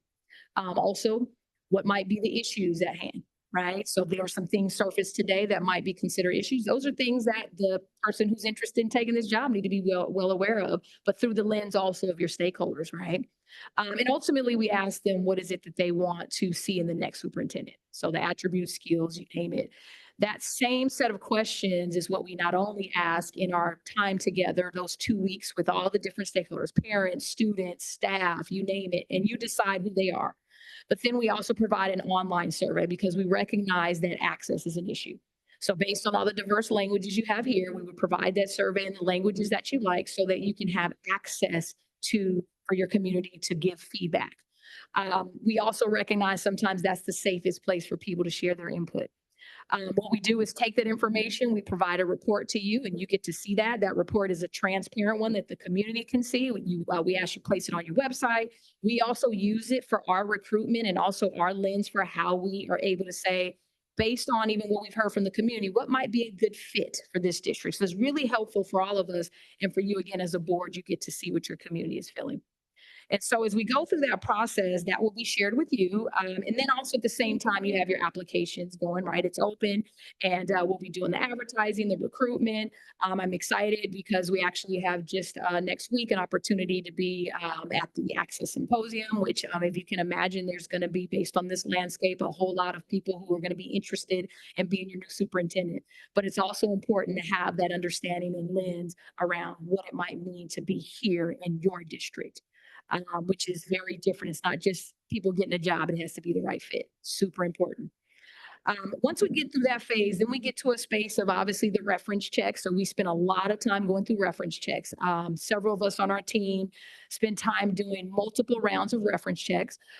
We have an opportunity to look at applications and kind of screen some people based on who might not be the best fit for you, right? Based on your criteria, but also people who have what I would say experience based on what you've said. So when you have folks who have not had cabinet experience, for example, those might be things that might screen someone out. You may have people who have been bouncing from job to job to job and have not had the experience as well. You might want someone who's bilingual, right? You will set some of those criteria around recommendations and also preferences. So once we get through that process, what we do is we get closer to getting ready for your interviews. And so we will sit with you in a special meeting, usually depending on how many applications. I mean, it's kind of an average of 20 all the way to 50. There's been a lot that I've gotten to see. Yeah. And so our job is to actually screen those based on the criteria. And then we will bring to you what we call a short list. And that's usually about 10 people. And then what you do as a board in our special meeting, this is a closed space, is you would actually see all the applications. And you would hear why we chose to pick those 10 or so that were on a short list. And then ultimately you can decide, who do we want to interview? So then in that space, you would pick interview days, of course, and we set that early in the process of when you're going to have your actual calendar. And in that interview, you then get an opportunity to interview any number of candidates, but typically six, 3 to 6. And so what happens is that shows up as possibly you have 1 or 2 days of this process. And so in that process, the board typically is going to be interviewing each of these candidates. And then also you have an opportunity to decide, do you want what we call a stakeholder panel? And that's sometimes what we call an open process versus closed. There's people who have mixed feelings about that. I've experienced both ways and have done more of the open than the closed, actually. And it actually is a pretty powerful process. We have a very strict confidential way that we run those stakeholder panels. One of us consultants are always in the room to help facilitate. And then we have another consultant who's in the room with you as the board, so that those interviews are streamlined very well. Some have been concerned about confidentiality. I have yet in all my 15 searches had any breach of confidentiality. I think it's because of the facilitation that I have the blessing of having in my skill set, but also we are very clear about confidentiality and we have them sign an agreement. We actually would have all of you sign the agreement about confidentiality, but what would happen then is we also have that facilitation of the panel so that no one gets out of the space of following like your HR processes, which is everybody gets the same question, right? They don't get to ask new questions, things like that. Making sure they understand the cell phones get put away, all of those things to ensure that it is confidential because every one of these candidates, this is their livelihood. And so it is important. We have sitting superintendents, and that may be a question you ask, what about our sitting superintendents who are like, I don't want to basically be outed, and my board finds out and you name it. So again, I've had multiple sitting superintendents and again, never have had an issue. One of the things we do is we do ask the candidates, if they are sitting superintendent, how we should be aware of what they are, concerned about. Some superintendents have shared. They said, hey, I've shared, people know. And then others are like, hey, only my board president knows. And then in some cases, like no one knows. And I only want that to be revealed if I become the finalist. So when we get to that space, then we'll talk about that. But ultimately, the interview process with the stakeholder panel has been extremely effective for a couple of reasons. So one is your stakeholder panel. One moment. Yes. In the interest of time, so you're at over 15 minutes now. If we were going to have questions too, but Oh, I we wanna wrap apologize. You up. said 30, so I 30 didn't realize that. total. Sorry. I think- Okay, I apologize. So I'll wrap it up and then you'll probably have questions that I may. Yeah, answer I just you. want to be in the interest of So fairness. just to everyone. finishing that one thought is just with the panel, you would then finish the process with them where they would give strengths and areas of growth for each of the candidates. The stakeholder panel does not rank. Okay, you only get the strengths and concerns. And there's a reason for that because we don't want to slant anything. And again, that panel doesn't necessarily have the full expertise collectively to be able to give rankings. And so in the end, you get all of the information right at the end, and then we deliberate and then you decide on who is the finalist. And we have a decision-making process to help you do that. And so in all of the phases where we end off with you is that if you decide part of the contract actually includes what we call the setting the goals and objectives with you and the superintendent. And that's a pretty powerful process because it aligns right back to those 5 criteria. So that when you get to hiring your finalists and bringing them in, you actually set those goals and objectives with us. And that's where we think there's a really great start to your relationship with that particular superintendent. And if again, you so choose to do your open interview process, then also the blessing is that those that were part of that will actually have kind of a proper introduction to someone who's going to become the finalist, but they have been able to see all who are those options. And the community really appreciates that. But at the same time, everyone, that's not always the best fit for everyone. So many will say, hey, we'll do closed as well. And either way, we're fine with it. It's your search and you get to do what you like.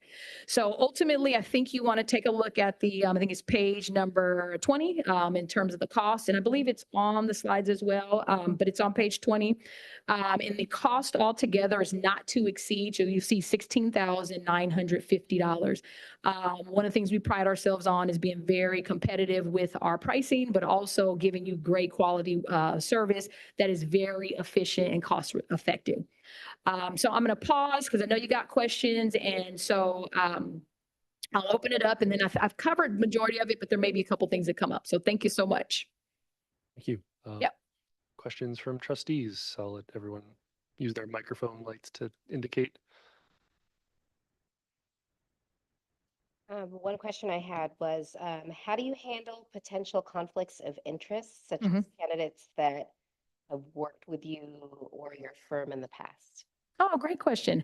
I think what I love about our relationships with our candidates, our applicants, is that it's a very professional space that's really appreciated. Actually, the conflict of interest, which you haven't were specific about what they could be, but maybe give me more context, and I can give you an example too.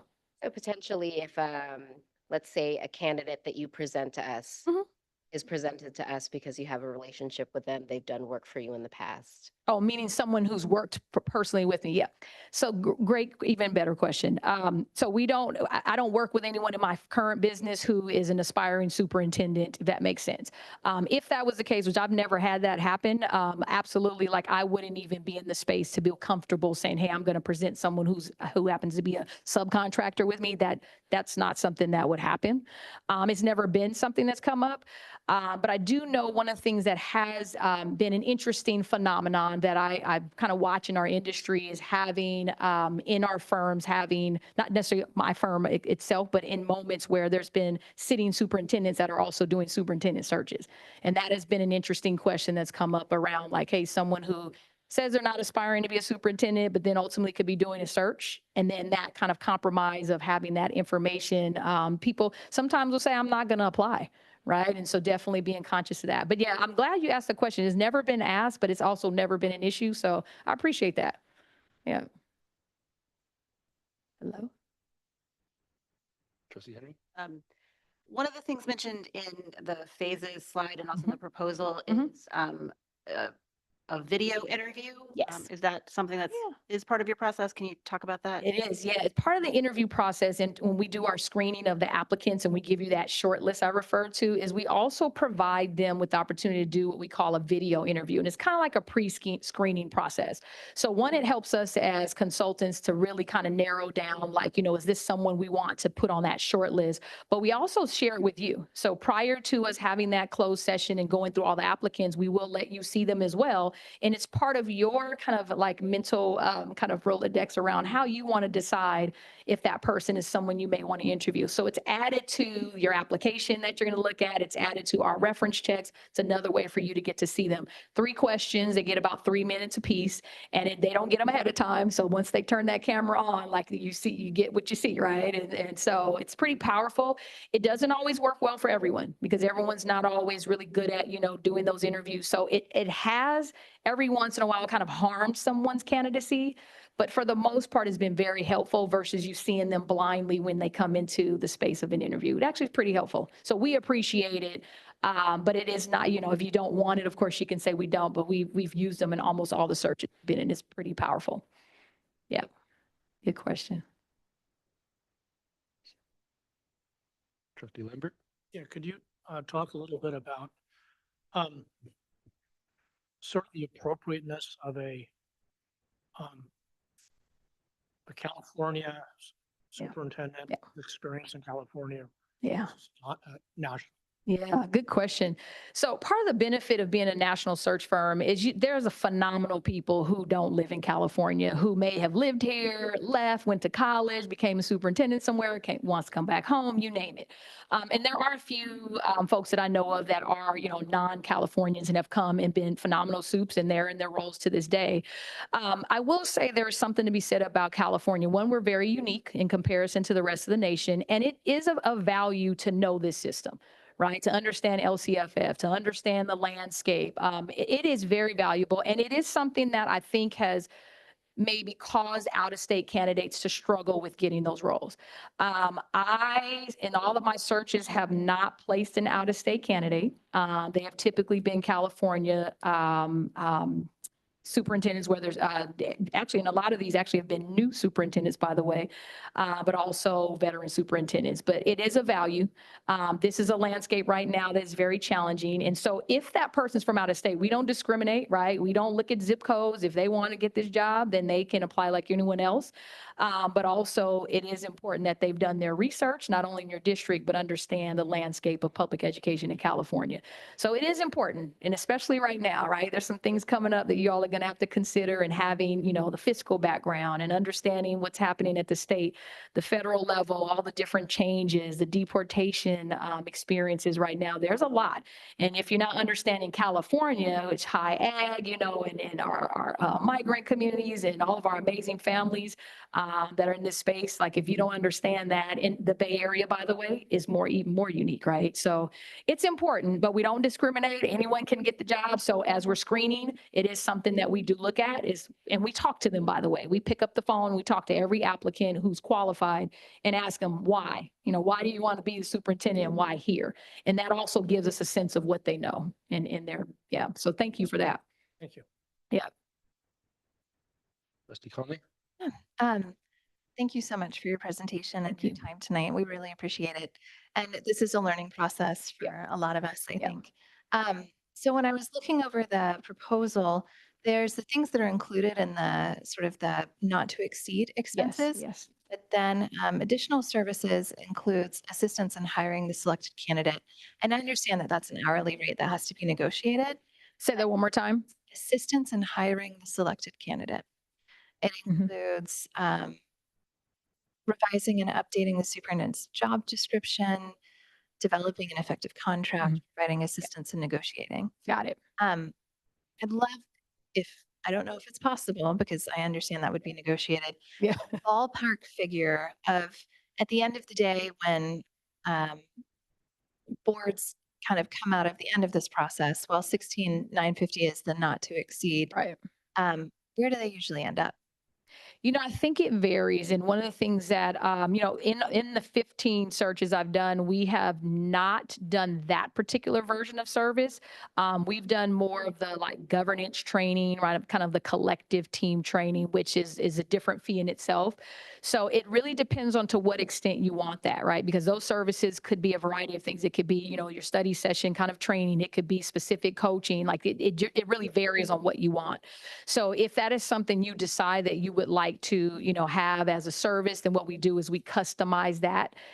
Once you get to that finalist, you've hired them, you brought them on, and you've probably finished phase 5, then getting to that space, we would come back to the table with you and kind of discuss what are the services you want. To be fair, one of the things that we never want to do is create a plan for the next superintendent and they're not here to be a part of that plan. So that's part of why I say that negotiation, one of the things you'll find is, you know, we often say, make sure they have a coach, right? And we typically encourage, you know, boards to consider, put that in the contract. Every board's different, but again, that superintendent should probably be a part of that conversation. And so what support they need may vary as well, right? In terms of their skills around negotiation or anything that you feel like they need support in. So it's a kind of a collaborative process. And what we would do is customize that once you get to that phase of the process. But as of right now, without having like an actual package, I don't want to give you a number because it's not like a, you know, it's like that a la carte kind of experience, right? Versus a lump sum. And so we want to customize it for you. Does that make sense? Okay. Thank you. Yeah, great question. Yeah, I'll take my question now. Then if other folks have other questions, we can go again. So we have a pretty diverse and engaged community. You mentioned engaging partner groups, educational partner groups. Yeah. Like how do you collect and kind of synthesize the feedback from those and provide that to us? Yeah. Also, how do you make sure that it is representative of the community as a Yeah. whole? Because like we have some folks that have very flexible schedules, some folks that, Right. you know, are working multiple jobs, and Yeah. making sure that we hear from all the voices in the community and kind of understand that. Like maybe you can walk me through like how that would go. Yeah, so one is it is critical to have the voice of the community and to have a good range of voices. I know this sounds really interesting, but if we could get 3 to 5% of your community to give us feedback, that would be amazing. That doesn't always happen, right? Depending on the community. So one is we're going to rely on you and probably your point of contact to work with us on that because we don't know how to reach out in that way. So what we do is on our first meeting, you would decide who do you want us to hear from? Because remember, you know your community as well. So there's some basic folks, you know, your teachers, obviously having your executive leadership from your teachers and your classified, and then having all your members, right, have the opportunity, having your site leaders, your district leaders, your parents, your parent groups, your local partners, right? It might be someone from city council, maybe, hey, meet with the mayor, meet with the police chief. It's really, you have to decide based on your community. So you have to tell us, and you set that in the first meeting. What we would do is then provide a couple of things, and it's all about access, right? So whatever way we need to give people access, we're going to do it. If it's one-on-one time, I will drive here. My colleague, Dr. Dan, will drive. We actually live in Vallejo. He lives in Danville, so we're not far. But what we would do is provide in person. We'd provide the virtual. You have the survey, but also with you telling us who you want us to talk to, we would customize it. So let's just say you have a student group, right? You might say, hey, we want to hear as many students as possible. Well, let's work with our principals to do that. We'll come a day and we'll just bounce from school to school to school. Or we can say, hey, we're going to do it all, all kids can come at this time, or we're going to go to a space at the school where there's already standing meetings, things like that. Every district is different. So we really customize it so you get as many voices as possible. And then again, that comes in a form of a report that we give back to you. And it's based on being anonymous and also protecting people's safety. So what we do is have categories. So you see like, hey, we had 20, parents, we had 100 kids, right? We had this number of each stakeholder group. And then you see the actual comments that they've made. We do redact out any curse words or any, naming out people, right? Like we often want to make sure those are redacted, but you get verbatim what they've said. And again, the key is your point of contact and your staff put that out, because we don't mark it for you in that space. So that would be how we would make sure. And once we come back to you and say, hey, we want more voices, let's extend another week. Let's go longer. So we work with you, but it is important you tell us who you want us to hear from. And if you feel like you're not hearing from them, one of the things we'll also do is say, hey, maybe you need to mark it in this way, or maybe you give them our information. They can reach out to us, because safety is one of the things I'm finding right now. And some of these is sometimes when you are trying to work towards building trust, right? And I heard the word repair. That means that the input, sometimes they don't trust the process. So then you get less voices. And our goal is to have it be transparent and get their voices. That is why we're here. And that's what our firm stands for, is our niche is we get engagement from your community, right? Which is actually a plus, because that's going to offer you the opportunity to build that trust and repair. And it starts with this process, kind of a nice recentering. So that actually, I'm glad you asked that question, because that's one of my favorite processes, but it's super impactful in the long run. Yeah, great question. That was everybody. Yeah. Everyone, one All round. We right. have 3 more minutes. If anyone has another question they would like to ask, or When are we going to hear from the people who checked references? Is that after the later? end of all Okay. 3. So, Mhm. Okay, I maybe have another question then, if no one else wants to ask. How would you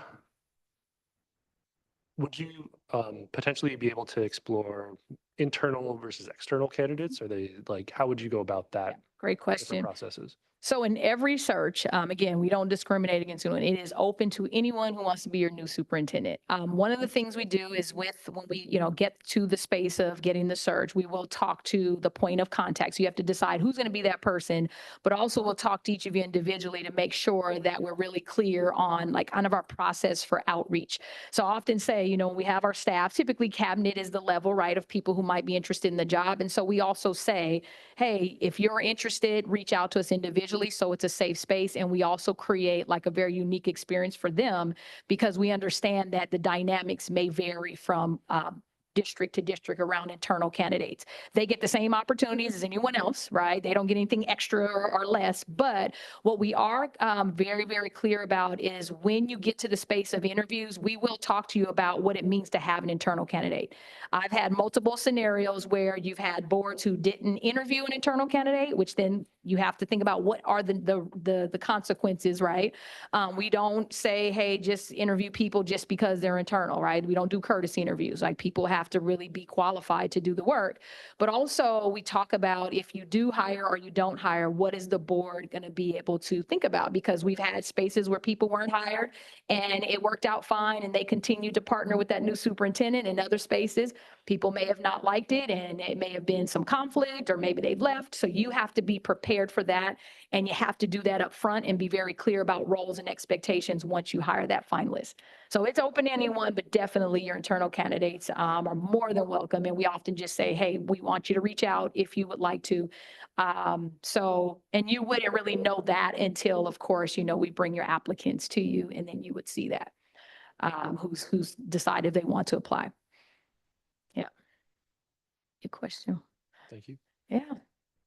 Any further questions? I think there's 30 seconds left if you want to rapid There- fire. Is there anything else that Yeah. we should know? Yeah. Well, one is I think, I'm excited about, partnering with you on this. One is being a newer board, primarily, it is super critical to have an effective search process. And while you have, amazing colleagues who are here in the room who all provide that service, I think with McPherson, what is so unique is one is, my own expertise in this process and all of the experiences, not only of our finalists, our boards, but also those that never got the job. The testimonials of people who are really thankful for how we build and support and customize this process and the integrity and the ethics that we utilize to help them be successful in whatever career path they choose, even if they didn't get this job. I'm honored to say, that people are always excited when they see our names on these searches and they know that there's access, they know that there's opportunity, and they also know that there is a diverse pool of people and you have an opportunity for this job. So that uniqueness and the transparency is what our niche is. And ultimately, we feel like our firm is the best to provide that. And in this landscape right now, it is super important that you recognize that. And there are times when people say, I'm not sure I'll apply because I'm not sure I'll have access. And so I want you all to be mindful of, we want to partner with you. We want you to get that best fit, but also this process is something that's going to be important and hard decision you're going to have to make. And so we definitely look forward to providing our unique service, and we'll carve out, all of our busy schedules to make sure you are prioritized and that you get the best fit for your district. And so I want to thank you for taking this time. Best wishes to all of you, especially those that are new to this space. Congratulations. I know you're like, I'm not sure yet what I signed up for, but we'll be with you all the way through the process from start to finish, and anything you need along the way, we're here for you. That's our kind of our niche. We customize it. It's personalized. And again, we share the same sentiment. We want what's best for your kids here. And so with that, we appreciate the consideration, and I will yield because I know I have my amazing colleagues who are also here and patiently been waiting. So thank you again, and we appreciate your time. Thank you. Mhm.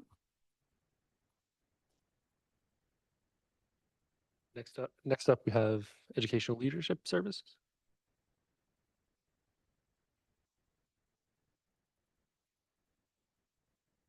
Yeah, I'll similarly try to time keep. I'll be flexible somewhat but please try to stay within. That's fine. Thank you. Good evening. Well, first, I don't think we do this enough, is say thank you. Thank you for your service. I think your community is fortunate to have leaders just like yourself. Board President, members of the board, Superintendent Skelly, we are honored to be here today to present this proposal to partner. I think the operative word is partner with you in your search for your next superintendent. We know, as mentioned earlier, this is one of the most important decisions a board makes. I think this district deserves the continuity, the consistency, and the quality of a good superintendent search, which I believe we provide. I'm going to do a quick introduction of who we are as individuals, consultants, and partners, speak to ELS, discuss the process, the timeline, and then open up to questions. Actually, I prefer questions as we go. I prefer dialogue versus talking at you. So feel free to jump in if something triggers something in your head at that moment. So I'm going to turn it over to Pat to do his introduction and introduce our other consultant who's doing a workshop at a district in Sonoma, that's right. Thank you, George. Thank you. Thank you for having us here tonight. So I'm new to the firm. My name is Pat Atkins. I'm a retired superintendent. I retired in June of this past year, June 24. Prior to that, I was a superintendent at Pollock Pines, California, K-8 district up in the mountains. Prior to that, I was 20 years at Los Banos Unified. As I left there as assistant soup for human resources. Currently, I'm an interim superintendent for a district that we're doing a search for, Los Molinos Unified. And I'm also a board member for Pollock Pines Elementary. So yeah, quite busy. Dr. Ron Caruth is the other member of our team on this proposal. Dr. Caruth has been in education for close to, or maybe well over 30 years. He was the superintendent for the El Dorado County or El Dorado Union High School District. And prior to that, he was a superintendent in Whittier. Dr. Caruth is very connected with AXA and other organizations. He currently runs an aspiring superintendents symposium for aspiring superintendents throughout the state. So, he's very well connected, and I think that's part of our strength as a team is the connections we have across the state. So, and this is Jordan. I don't know if you mentioned this, but Dr. Caruth 2 years ago was superintendent of the year for AXA. He was the face of COVID on all his Zoom meetings during that difficult time. I'm Dr. George Siraki. I was a superintendent for 10 years in Placer Union High School District. I spent time in Merced Union High School District as an assistant sup and in the district office in Sirius Unified School District. 34 years of experience. I retired a year and a half ago. Right out of retirement, I did an interim for the Small School Districts Association as their executive director. Small School Districts Association is school districts under 5,000, mostly under 2,500, which comprises about 60% of the school districts in California. So I did that until they found the right person. I also teach in the doctorate program for UMass. And I'm doing a lot of work in consulting across the state. Every couple of weeks, I'm up in this area consulting a couple of neighboring districts, working with the principal, working with the superintendent. It's never easy to talk about yourself because it's really not about me, but I do believe I'm well connected as is Pat and Ron. We go to slide 3, please. Seems appropriate since we talked about real estate earlier. And real estate is kind of location, location, location, right? I believe we probably all have very similar processes that you probably have looked through and vetted those proposals and identify there's some parallels. I think processes are processes, even though I think we have a couple of interesting spins on that. But I don't think process should separate your decision. I think it's the connections. Who the superintendents of these groups are connected. And I think that's really, really something that we think separates us. If you take a look at those groups, and I'm not going to read them all to you, but someone within our organization, including us, belong to or actively participate in each of those associations. Someone mentioned earlier that we will be going to the AXA Superintendent Symposium. We're not just going, we're participating. We'll probably shake hands with at least 250 superintendents between the networks and the social events that we manage. Can we go to the next slide, please? So what is the difference? Today, I think someone who hasn't been in the field, hasn't done an interim, hasn't retired 10 years ago, probably doesn't understand today's landscape like our group does. If you haven't lived the political strife that we see in schools, you haven't lived through COVID and the impact it's had on our young people, you may not be as relevant. We believe our group, has that experience. They're not too far removed from being superintendents. We also have a unique approach that we do have board members as part of.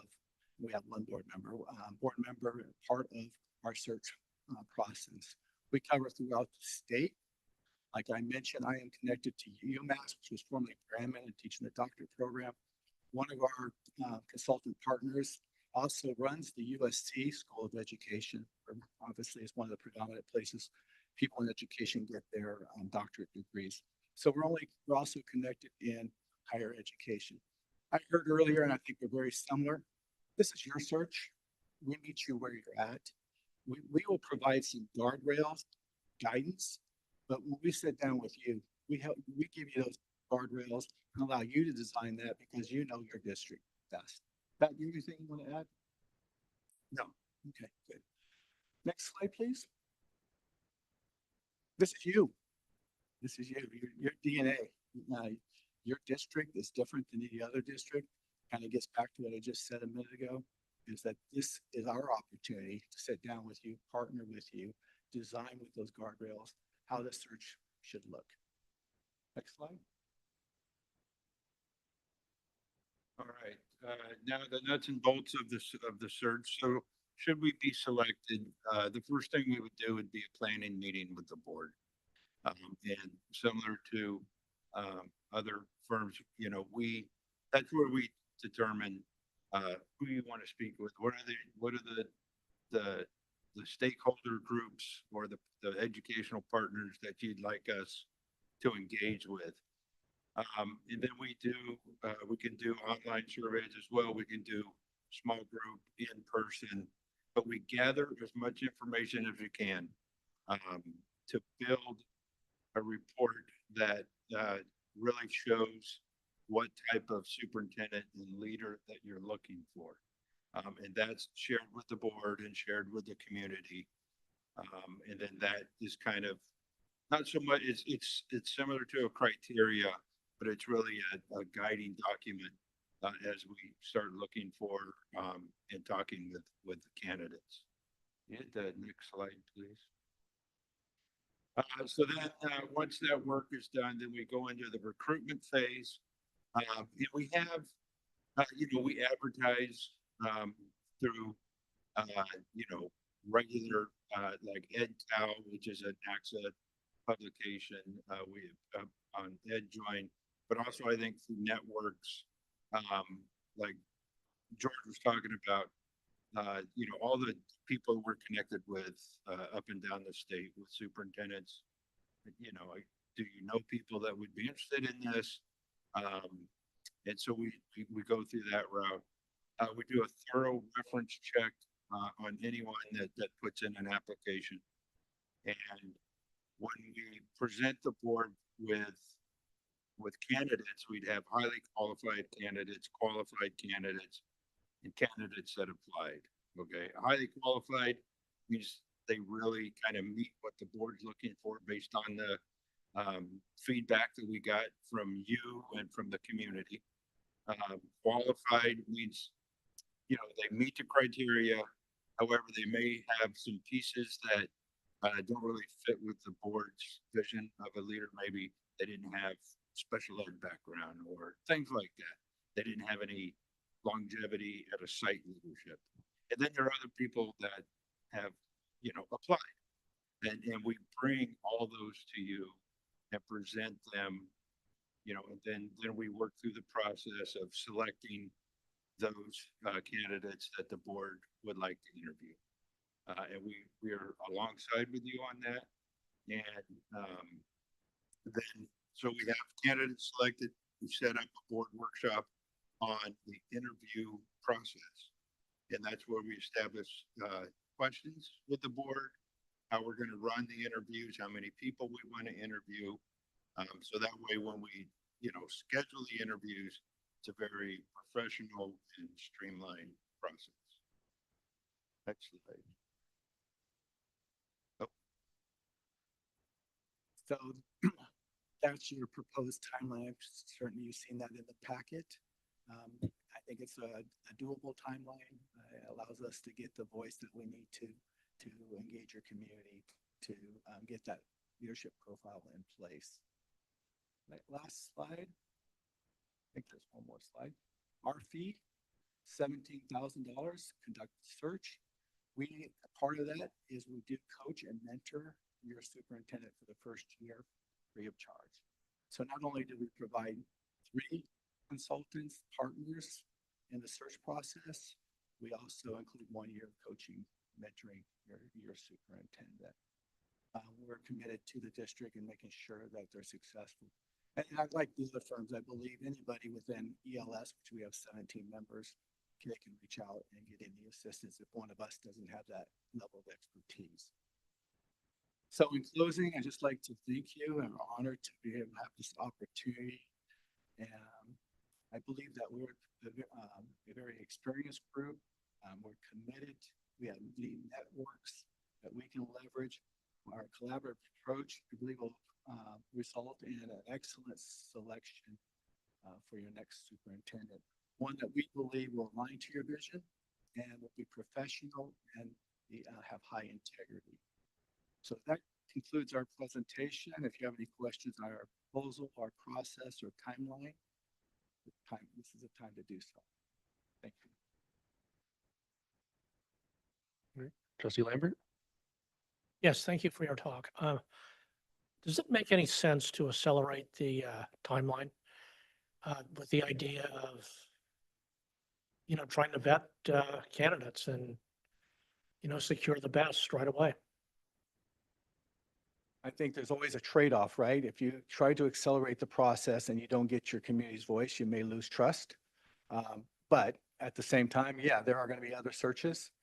So that would be something that we would want to sit down with you. If you wanted to move the timeline up, we would have to look at the 3 consultants, the partners that you would be working with, accelerate that timeline so we can accommodate getting the voice of your community. Yeah, my question is a little bit different. Whether you could or not is, that's not what I'm asking is, does it make sense to do that?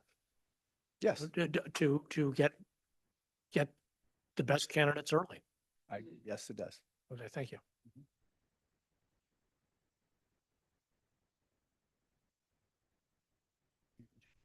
Any questions for other trustees?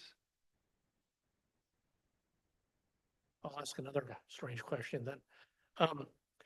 So in your experience, what is you talk a lot about what the board wants what does a superintendent want when they're looking to transfer from one job to another job in a different district? Take that. Yeah, well, that varies a lot. Yeah. So let me just tell you my experience. So when I was in Los Banos, I'd been there 20 years. Worked my way up from a teaching position all the way up to assistant soup for HR. For me, it was time to move on. So years ago, prior to that, one of my superintendents during my evaluation, he said, when you're ready to be a superintendent, the first superintendent job that you should look for is a nice, small little district. And that way you learn everything. You're the HR, you're the special ed director, you're transportation director, you're this. And that stuck with me. So when I started looking for a superintendency, I was looking for a district that didn't have a lot of those things. So that would teach me how to learn that part of a system, So that's what it was for me. Other soups, I think, look for a challenge. When I have superintendents that, they've been very comfortable in a place. And like when I left Pollock Pines, in my mind, I felt that I had taken them as far as I could take them. I got them through COVID. We were just starting to get back to this. Oh, student achievement is important. And so, I said, it's time for a fresh leader. So I moved on. So it varies of what a superintendent's looking for.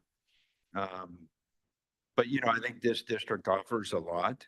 And I think it's attractive for a lot of people.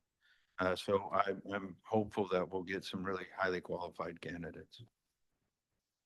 And I would just add that, as you develop that leadership profile, and the superintendents want to make sure that their skill set aligns accordingly. That would be one. They're also looking at your stability, who's up for reelection. If there's 3 members up for reelection in 2 years, they may reflect on that as well. So those are some things that a lot of superintendents will ask those types of questions. Trustee Henry?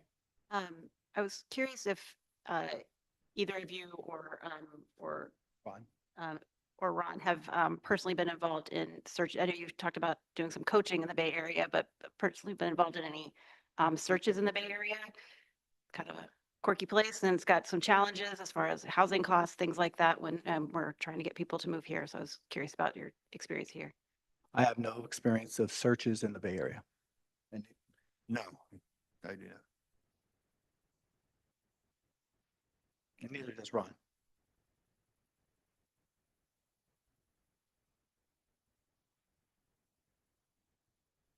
Trustee Conley? I think your firm might have some though, because I spoke with somebody from Los Omitas, which we'll talk about later. So um, We do have people that have done searches in the area. We're a firm that's new on the block. This is our second year. okay, Yeah. thank you.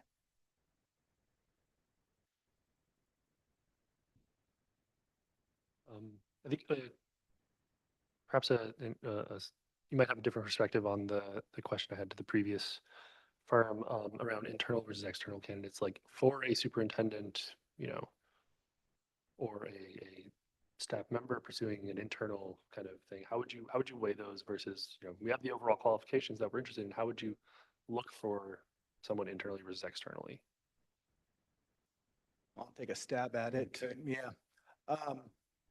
I always said that the people internally, they're interviewing every day for their next opportunity. You probably know them fairly well. But at the same time, you want to get the district the very best person for the job. So you want to make sure you have complete access to what is ever out there that are interested in the job, and then you have a comparison.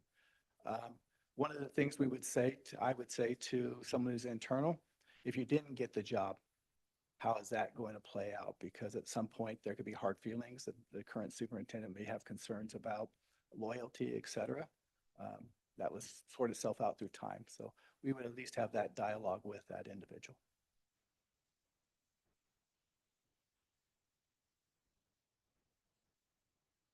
Further questions from trustees? Trustee Conley? Well, I'll ask about, so you talk about having a year of coaching built in with your contract. Can you speak to kind of what that coaching is like, the frequency, and what is work done? One example that again, I'll apply it to myself when I became a superintendent at the County Office of Education, El Dorado County, approached me as if I were interested in having a coach, to which I was very open to. And it really was just one individual, and we set up our own calendar, and it was just that individual and myself. And that person, she'd been a superintendent at several other places. She'd been a superintendent in the county. And it's really just we would find time, probably an hour at the most. And we'd set up the frequency at twice a month. And it was really just a time for this new superintendent to bounce ideas off of that individual, to say, what's going on, what's happening in the district. And it's a non-judgmental kind of relationship. She would just offer feedback and, have you thought of this? Have you thought of that? It wasn't, you need to do this, or, you need to go have that conversation with that individual. That's not coaching. So that's kind of what it would look like. And we haven't done one yet, but a 100-day plan would be something that we would, as a structure, kind of put in place to ensure there's some planning and that the superintendent gets off on a good foot. Thank you.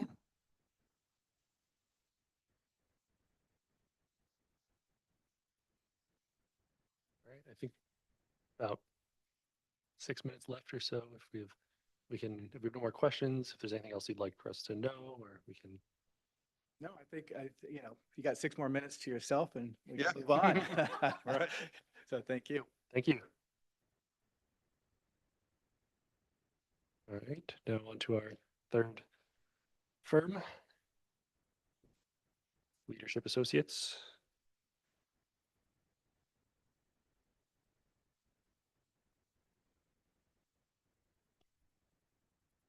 And I sincerely hope that we're not third because we're in third place, right?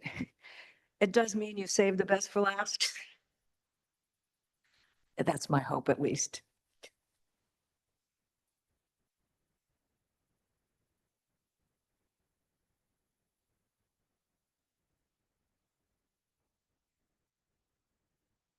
Okay, well, thank you for getting the slide up. And if you'd go to the next one, please.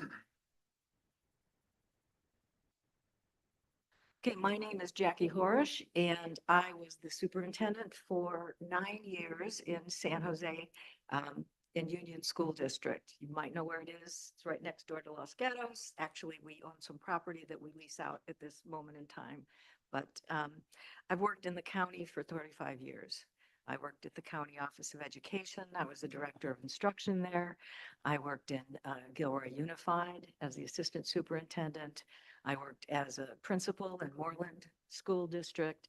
So I'm very familiar with Santa Clara County and with the schools, and of course with many of the people in Santa Clara County. I also just last spring, I did an aspiring superintendent workshop at the Silicon Valley Education Foundation. So very familiar with the people, and I know there's been a lot of talk about connections. So I think in today's presentation, you'll hear a lot about that from us. And my colleague who's with me this evening is David Verdugo. Thank you, Jackie. Thank you, board members, for allowing us the opportunity to present the search proposal this evening. David Verdugo, senior partner with Leadership Associates. I've been with the firm now for about 10 years. I'm one of 4 bilingual partners, which we have found is an important factor, particularly during your stakeholder input process.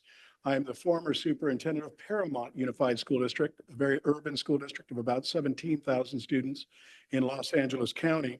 I held that position for 10 years as the superintendent, deputy superintendent of schools in Placentia Yorba Linda in Southern California as well. Following retirement, I was selected as the executive director of CALSA, the California Association of Latino Superintendents. It's a position that I held as the executive director for 6 years. And also ALAS, which is considered the mothership of the Latino organizations with respect to superintendents. I was the Leadership Academy director for 2 years, in which I mentored and coached aspiring superintendents across the nation. Interim superintendent for Pasadena Unified School District, as well as Westminster in Southern California, a K-8 district, and an educator prior to retirement for about 47 years. One thing I would like to say, however, prior to the next slide is, I wanted to inform the board that Leadership Associates is the only silver affiliate that has been recognized by CSBA. Jackie? Yes, next slide, please. So I'm really afraid that after seeing all these proposals and hearing all the different phases and they all start sounding alike, that they'll all blur together for you. So we're really going to try to concentrate on showing what's the difference. What differentiates us? Why should you hire us as opposed to other firms? And to me, this is one of the major reasons. We have 3 support specialists. These are former executive assistants who used to work as your executive assistant works for you in other districts. You will be assigned one of these full-time. Full disclosure, I worked for another national firm before I joined Leadership Associates, and I can guarantee you, you're not going to get that level of service with an executive assistant that's assigned to your search. This person is going to work with your executive assistant, answer all the questions, give all the wording for every single one of your board documents, take all of the templates that we have, everything. It's a huge job when a district goes through a superintendent search for the executive assistant, because there are a lot of things that have to happen. Our firm is one of the only ones that has this kind of service for the people that are on the ground working in the search. You know, we kind of laugh and say we have 24/7 service for you, but we honestly do. These people have done many searches. You'll see the number of searches that we've done. They're very accomplished. One of the things that really differentiates us from the other firms is this level of service for the people that we depend on to help us be successful in our search. So next slide, please. And by the way, that previous slide, if your tech department, Mrs. Houseman, the assistance and support in Brown Act items as well is really very critical. Mrs. Houseman, if you wouldn't mind, we can fill up that slide. You know, we like to refer to this slide as our why. It's really important, I think, in terms of who are we? A partnership of active California education leaders who are committed to improving the quality of education for all California students. What we believe, High-quality public education committed to providing an excellent and equitable education for all children is the foundation of a democratic society. That the quality of leadership has a huge impact on the success of our staff and our students. That every student and staff member deserves a passionate, caring, inspired leader focused on ensuring all children receive the highest education possible. And what we value, of course, integrity, equity, excellence, diversity, inclusion, accountability, and certainly transparency. Next slide, Mrs. Hausman. Thank you. You know, this slide really, go ahead if you, yeah, there you go. Thank you. This slide really displays our leadership associate partners, not consultants, across the state of California. Each of us has a vested interest. We are located and vested in California. We are not an out-of-state organization. Twice a month, our search partners, all of them, are on a mutual Zoom meeting to discuss recruitment, placement, references, positions of match and fit on each search that's taking place. So really, in essence, you not only have Jackie and I, you have really our entire team. And these are all outstanding superintendents who have received any number of accomplishments and honors during their times as superintendent. Yeah, and before you go off that slide, I really think it's important for you to see the breadth of our partners. It really is important also that we're partners. We're not hired guns. We have a vested interest in the success of our company. And we meet every 2 weeks to discuss all of the searches that we each have, talk about which candidates we have, who they might know that might be a match for what our district that we're looking for, that we're working with has. So it's really, really, again, an important differentiation. As I said, I've worked for another firm. They don't have this infrastructure. They don't meet every 2 weeks with the 100-some people that they say they have. We do. And I think that's an important differentiator. So next slide, please. Thank you. Okay, I hope, that you can see that over the 700 searches that Leadership Associates have done, these are just the ones that I personally have been involved in. I've been involved in 1, 2, 3, 4, 5, 6 of these searches recently. We know this area. We know how to do searches in the Bay Area. We know the differences of the needs of the Bay Area, the diversity of the districts in the Bay Area. So we have really done a number of searches in your area, and we continue to do a number of searches in your area. And I think, again, this is a major differentiator, if you will. And David, I know some of the searches you've done around here, they're not even up there. That's correct. If I recall correctly, I was responsible for Pleasanton at one point in time, Sunnyvale, Evergreen, Berkeley, Marin County, Reed, Kentfield. In fact, I did the Sequoia Union High School District search as well.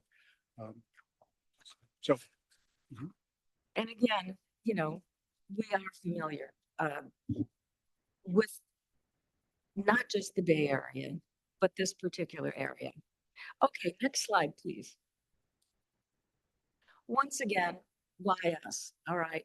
We really believe that we can get you the broadest and deepest pool of candidates. And there's a lot of reasons why we can do that. And you'll see that in one of our next slides. But we do an awful lot of work with aspiring superintendents, our networks in Santa Clara County. There is a superintendent network. We work with people who have the qualities and the skills to become the next superintendents in our districts. We also have 1,500 subscribers to our website. Every single time we get a search, it's blasted out to those 1,500 subscribers. So they immediately know before the print editions that the other firms are, relying on for advertising and for posting, we blast it out and we get all kinds of interest because of that. Also, we're very committed to recruiting a diverse slate of candidates for you. 66% of the finalists last year were either women or persons of color. We're California based. We have a California track record. We feel that that's important for districts because of the complexities of California laws, finances, and certainly the California landscape as we're seeing it evolve.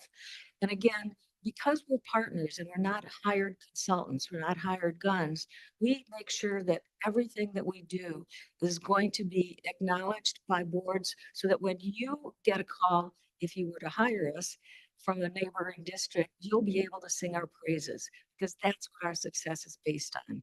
And I think you'll see we have had very, very good success over the years. All of us, as you can see, we're former superintendents. We know what the job is, and we're actively engaged in all the different elements of public education. And one of the things, we don't just get your new candidate and drop him or her at your doorstep. We work with that new candidate. We have a 90-day entry plan, and we work with you and that new candidate to develop what you want to see in those first 90 days and what the superintendent knows these are the expectations. So we also keep in contact with our new superintendents, as well as, of course, being in contact with you. Throughout the search, you're going to get emails so that you know all of the things that we're doing throughout the process. So, David. Yes. With respect to that 90-day plan, Mrs. Hausman, if you can change that, please. I just would add that it's always stressed that it's in conjunction with the trustees. You know, many individuals have 90-day plans, they bring it forward, but they fail to recall that it's in conjunction with the board, of course, as you work together. This is a list of our state and national connections. I won't read them all, but I did mention the fact that we are in a silver affiliate with CSBA.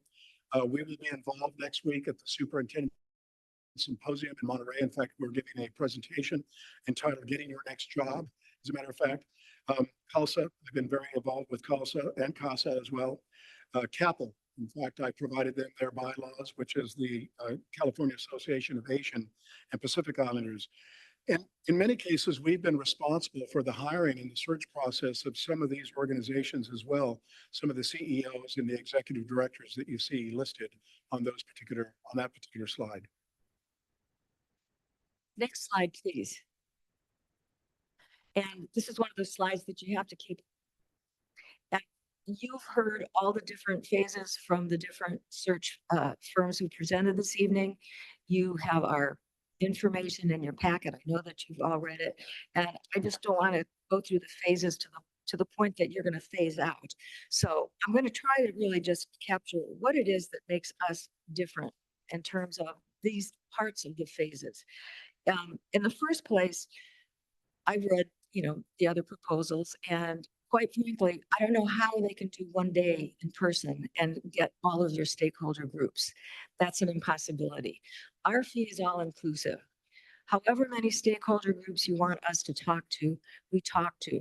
We're local, we're here, and when we have our initial meeting, if we were to be selected, on the 30th, if we had our initial meeting, we would spend time with you and you would tell us all the different stakeholder groups you wanted us to speak with, the in-person interviews. And from that, we would develop our plan of how many days we would be in the district in order to accomplish that. Because that's our job, is to get as much stakeholder input as possible. And we want to get it from those voices that may not be as loud as other voices in your district. That's why having David, who's bilingual, is a real asset to this search, because you do have voices that are not English speaking as a primary language, and they need to feel that their voices are going to be heard and be as important. So that's one of the things that I think also differentiates us. We do as many stakeholder inputs, and I'm sure David's been on searches. We've, had 40 or 50 different stakeholder groups that we've met with. As many as you want us to meet with, you have an engaged community. People want to be heard, so we do that. In addition, we have a survey. And the survey goes out to everyone, but we also have analytics with that survey. So you will get, of course, all of the aggregated information, the disaggregated information, but you're also going to get analytics. So of your parent group, for example, of these 5 characteristics, which are the first 2, the top 2 that are most important to you? For your teachers, of these characteristics, which are the top characteristics you think are important, and you'll be able to see those differences. Here's maybe what your parents want, here's what some community members want, here's what your teachers want. It'll give you a really, really good picture of what people want. And that's important for us as we develop that position description. And we use that to crystallize it and get it in a sense that you can use it as you're developing your questions for the interview. So you're going to get all of the stakeholder input verbatim We take notes and you get all of that for the input sessions. You actually also get all the raw data from the survey. And the survey includes comments. And you will, I'm sure, get pages and pages and pages of comments from your public, which I think are very informative for you as board members to really understand what it is that your community is looking for. So in addition to that being a difference, again, our recruitment is very, very aggressive. Our 1,500 subscribers really, gets the word out. As we mentioned, we do aspiring workshops for superintendents. So we have a lot of connections. Also, we do extensive reference checking. One of the things about being a superintendent or being qualified to be a superintendent is you probably will have worked in a number of other administrative positions along the way. Because of our partnership with our partners throughout the state, we know people who know people.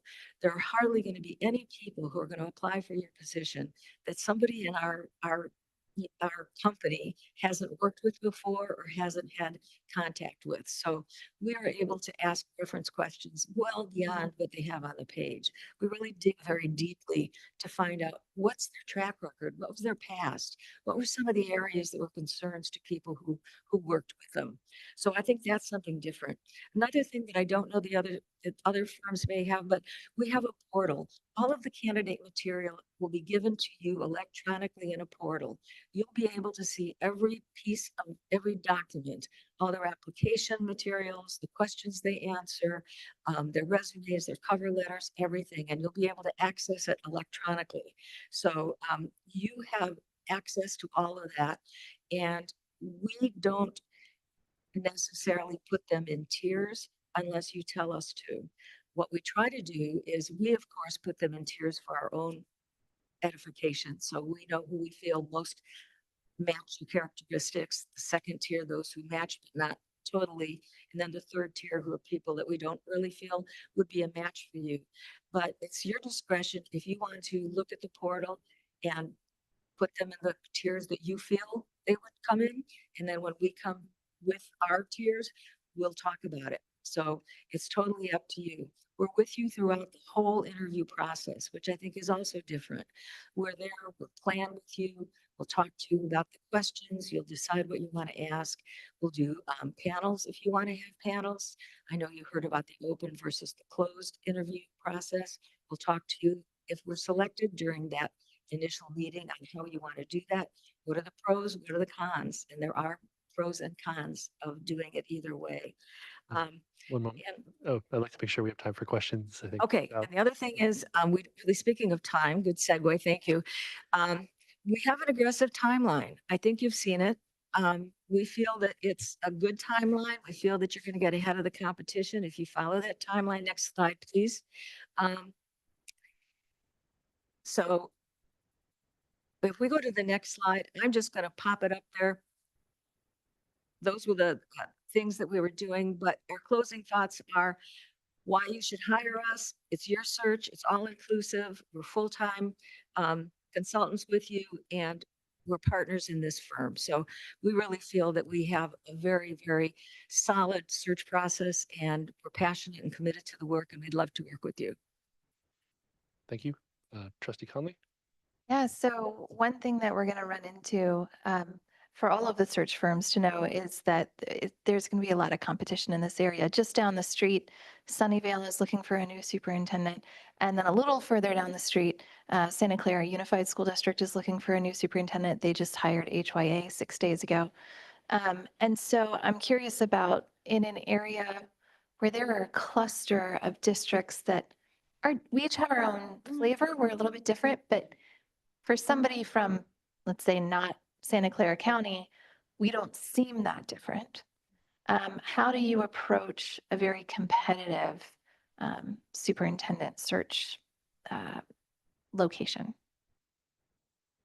Well, I think it certainly does matter as to that location, the culture, the atmosphere, the environment that one might be working in. But with respect to the high volume of numbers of people who have currently vacancies in the immediate area, I would actually expand that even further. In Southern California alone, I can mention 5 to 7 openings currently taking place. So that phenomena is really something that exists quite a bit. I think it was the president, if I'm not mistaken, that asked that question about the competitiveness of that and the timeline that's so critical in order to get started on that. There's no doubt that you'll have a high volume of people who are interested in this position. It's a destination district and should be and can be. And I think I would add too, is remember, I'm guessing you're going to get 30 to 40 applicants, and those other districts, Santa Clara will also get 30 to 40 applicants. Sunnyvale will get maybe a little less, but okay.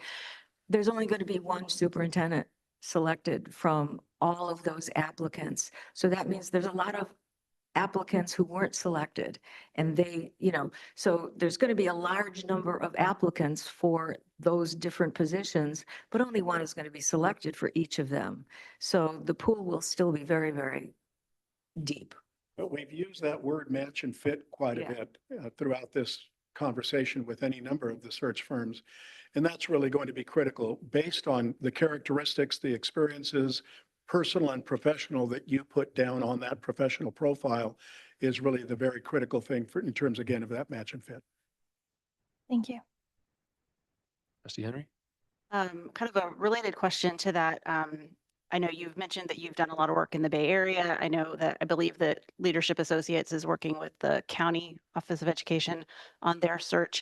I'm wondering, when you work together, as a group of partners throughout the state, how do you handle situations where there's a really great candidate who's applying for more than one position that Leadership Associates is working on? Well, actually, because we all work together, what we want to do is make sure that the district that we're working on gets get the best candidate, and there's no competition for, the best candidate. We tell each other, oh my gosh, we have a fabulous candidate, that we're working with on this search. These are that candidate's characteristics.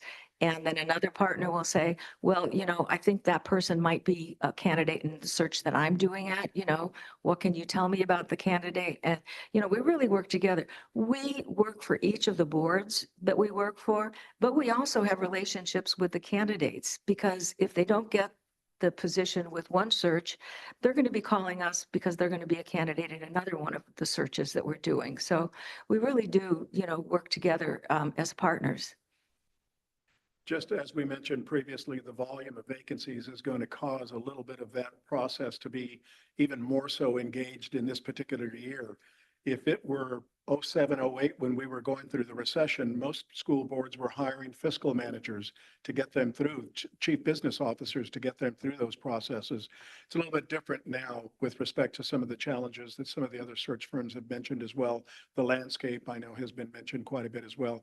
But I think what Jackie said with respect to having a deeper conversation with those individuals and really examining and creating a relationship with them about this particular position or that particular position, and going even further and deeper with those conversations accordingly. Trustee Lambert? Yes, we sent out RFPs to a number of search firms. Not all of them responded. Why did you respond? Well, we responded because this is a great district and we'd love to work with you. And we've worked with so many other districts in the area. Why not? I think you're going to have a fabulous pool of candidates. I don't want to use the word selling. Marketing your district to a candidate will be a breeze. You have so many good things going on that it will be wonderful to be able to provide the board with this really rich, deep pool of extraordinarily qualified candidates. Well, I think the match and fit that we've, again, overused as far as the word is exactly what we have a desire to do, is work with a wonderful school district that has tremendous attributes, 48 different languages, distinguished schools, outreach to parents accordingly, the opportunity to be transparent. That's what we believe in as well. The one slide that I showed earlier is our why. And that's an important element as we work with people accordingly. There are times when we have chosen not to work with school boards, to be very frank with you. And there is a number of deeper reasons for that. But we feel that we would be a good match and fit for Mountain View. Weissman, as well as the opportunity to bring forward what we and you mutually believe in. And if I could just add to that. So one of the first questions that candidates ask us is, what's the board like? Right, Kevin? First question. And it was really interesting. Your former board member, whom I know, turned to me and she said, Jackie, this is a good board. You tell the candidates that. That's important. It's really important. You all know, you read the papers, you see that there are some boards that are not as easy to work with, let's put it that way, as others. But you have a great reputation, which is why I said, it would just be an absolute pleasure to work with you. I've done about 50 or 60 searches in my 10 years as a senior partner. And so what I was going to say with respect to, that match and fit with regards to you folks, because we do close to 70% of the searches in the state of California, this is going to sound a little odd. We know who has baggage. And so, we know who we're not going to bring forward accordingly, but those come with deeper conversations with those individuals as well. Don't even go here. And so it sounds rather assertive, but at the same time, it's quality based. And I forgot to say, I've done about 40 searches.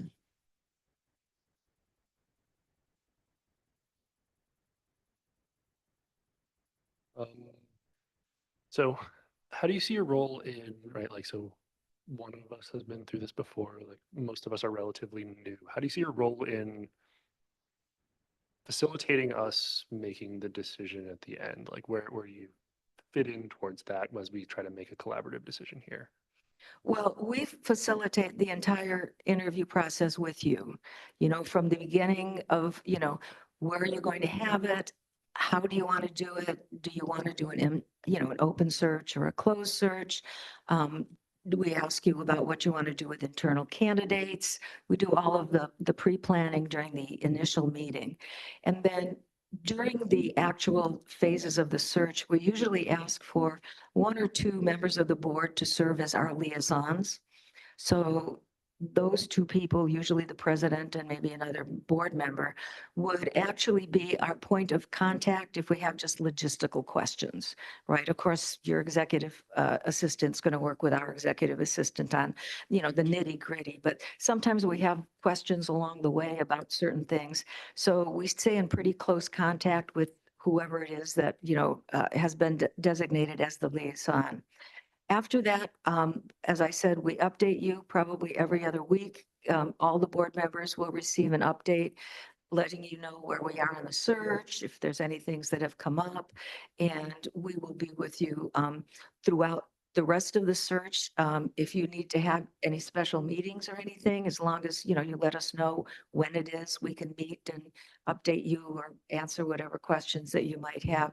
So it's really important that we have a really close relationship with all of you, because it's a mutual collaboration, really. And I can simply add that those relationships over the years have been very strong. They've been post search process extended. There's an opportunity for us to learn more about you, your advocacy, what you believe in, and us supporting that accordingly.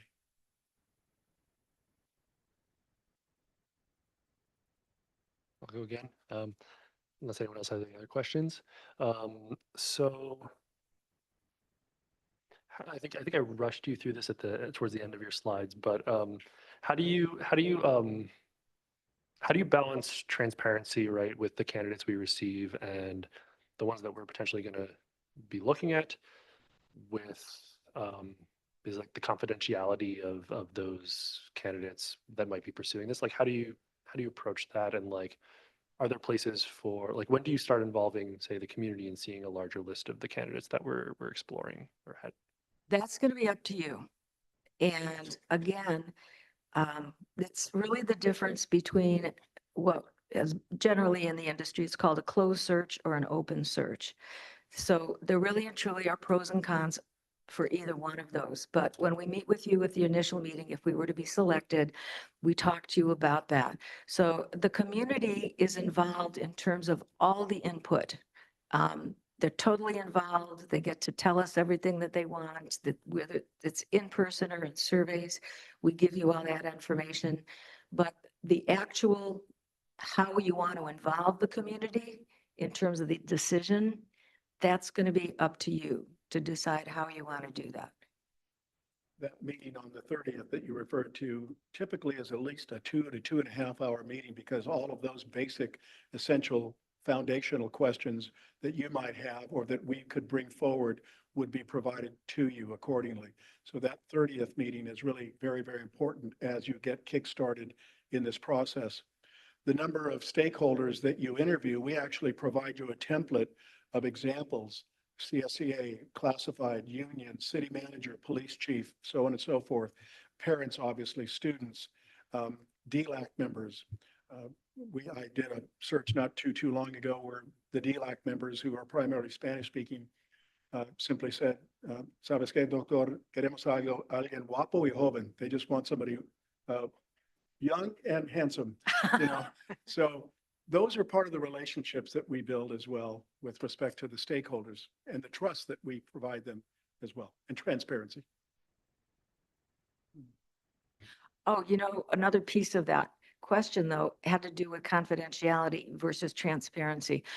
Confidentiality is of prime importance to us as a search firm, and it is as well to our candidates, because if you have a sitting superintendent, for example, whose board doesn't, you know, really know, and most superintendent contracts generally say until they have been selected as a finalist, they don't need to let their board know. So our candidates know that we keep their candidacy totally confidential. So our candidates have a great deal of trust in that. And of course, we trust the board to keep that confidentiality. Thank you. Any further questions? Okay. Oh, I'll Trustee ask Henry. one. I know you've read all the proposals, so you know that your price is about $10,000 more than the other two. Tell me more. Well, I would say that it's all inclusive. There are no hidden fees in that process. And that generally now is what I would consider to be the standard rate in and about the state of California for search processes, and particularly when they're as comprehensive as what we do and what we provide. There's a guarantee there as well, should the superintendent not work out, you know, the first year or second year. So I think if you were to what degree you can do this, but if you were to do any comparison with respect to school districts and what they're now paying for with regards to that, you'll find that that's the general average.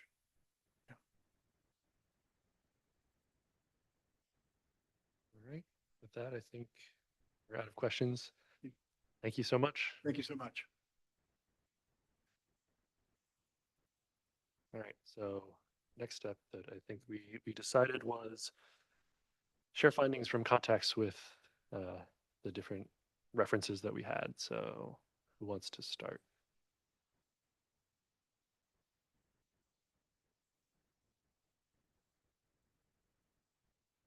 Trustee Conley. Sure, I'll dive in since everyone is raising their hand all at once. So I contacted all of the references for education leadership services. I only heard back from one person, and they had worked with one of the members who's a different member, Dr. David Cash, I believe, up in Las Lominas, and you know, had a very positive experience. This was back in, I think, 2019. But at that time, I think that individual was a part of HYA. So they worked with that firm, but the individual is now part of this firm.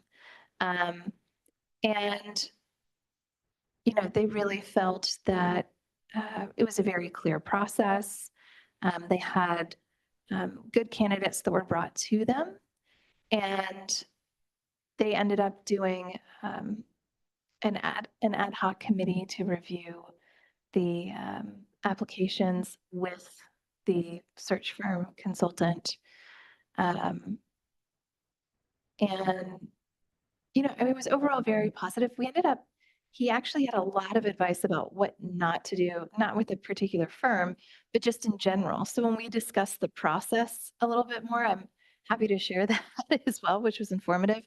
And then I've reached out to a variety of broader contexts, and not as many people have worked with education leadership services because they're newer. But I think for all of these firms, there have been pros and cons, and you're hiring people, and people are complicated, and so we're going to see ups and downs from all the firms. But that's all I'll share for now.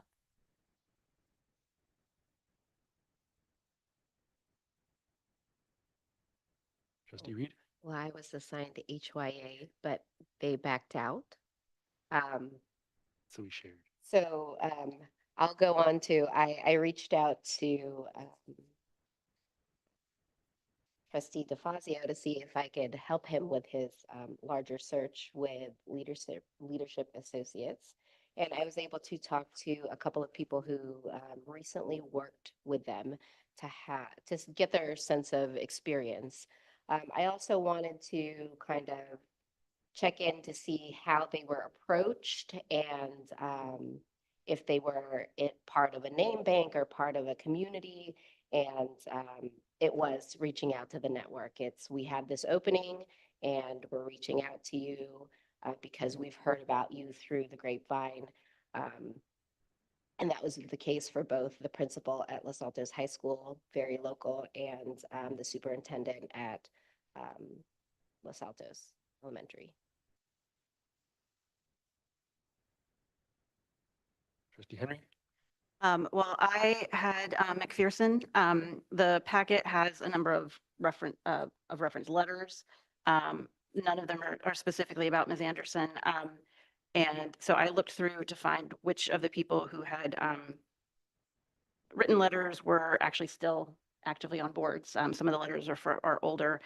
So I did reach out to the 3 people who wrote letters who are still on school boards, and I didn't hear back from anybody.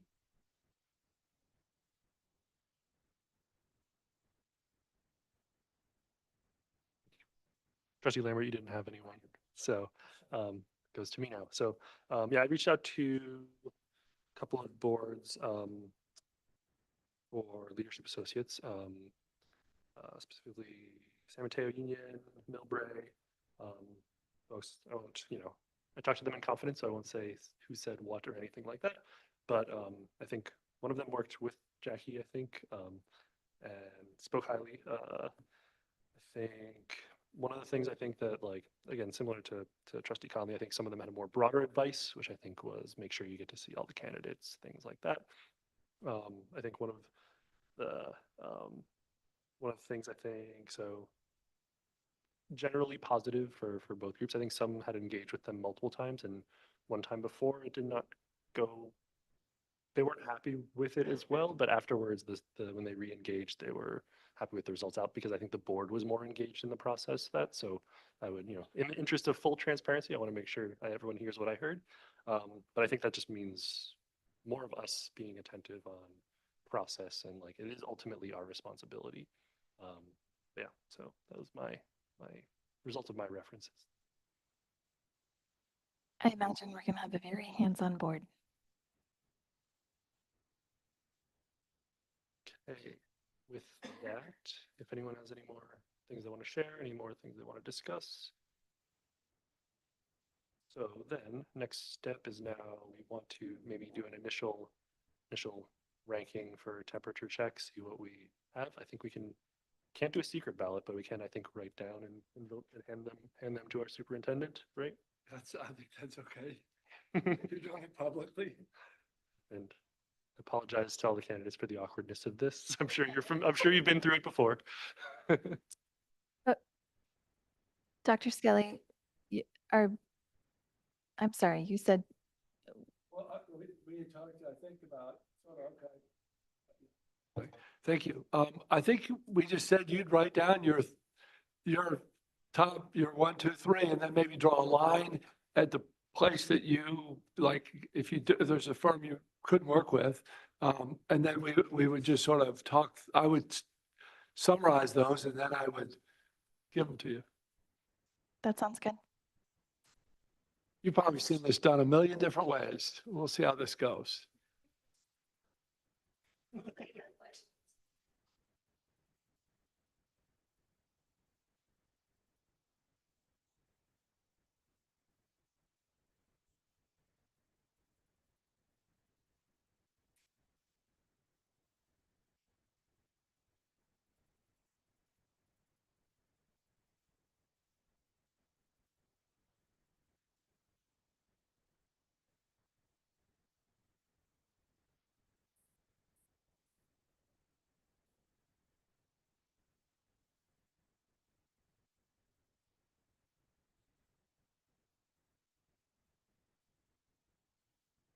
This is not how we will choose the superintendent themselves, I think. I think these are discoverable, these sheets here. Okay, I think we have a unanimous, choice of leadership, for this search. Okay, so I don't know how you guys want to make some comment.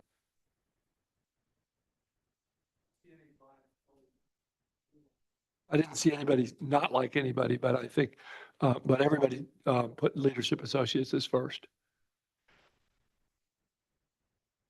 I just wanted to make a comment on that. I feel that we have a lot going on in our area, and I really felt that having somebody familiar with a very distinct district, but also the neighboring districts that are also looking, helped to kind of sway me.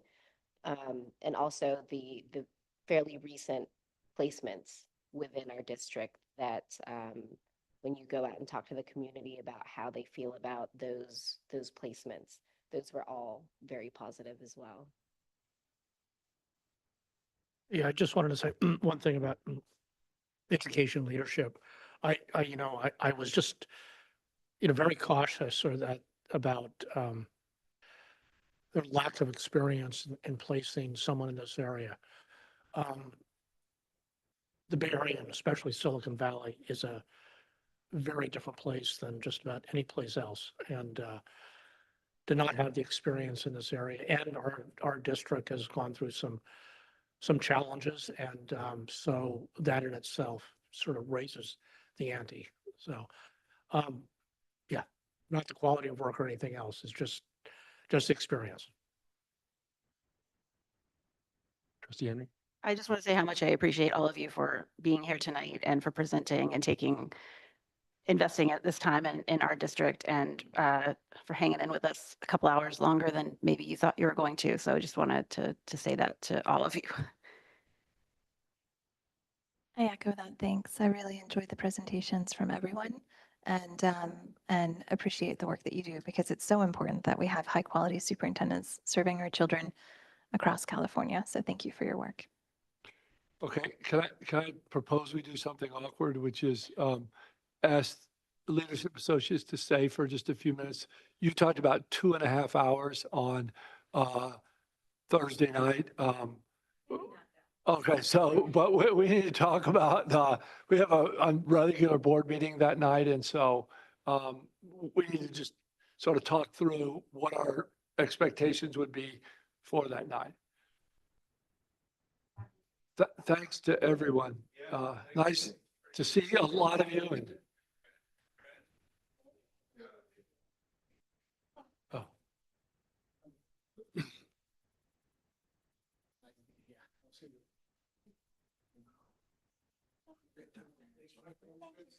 Hey, thank you. Appreciate the opportunity. No, it's okay. It's good to hear. Feedback. So it's good to hear feedback. So we didn't get a lot of feedback. It's helpful though, just so you know. I think it's the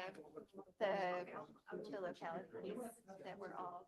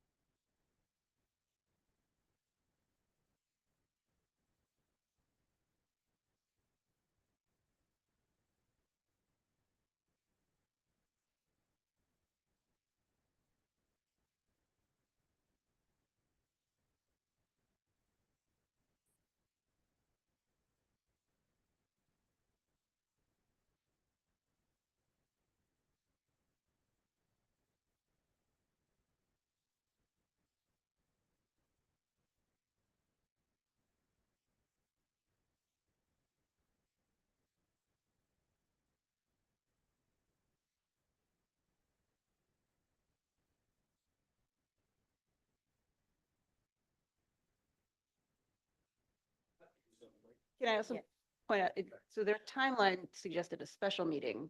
So it's also a question of whether we do it on the 30th or whether. Yeah, that's right.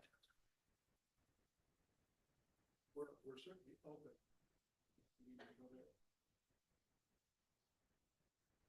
I'll just kind of initially begin with the fact that they are open.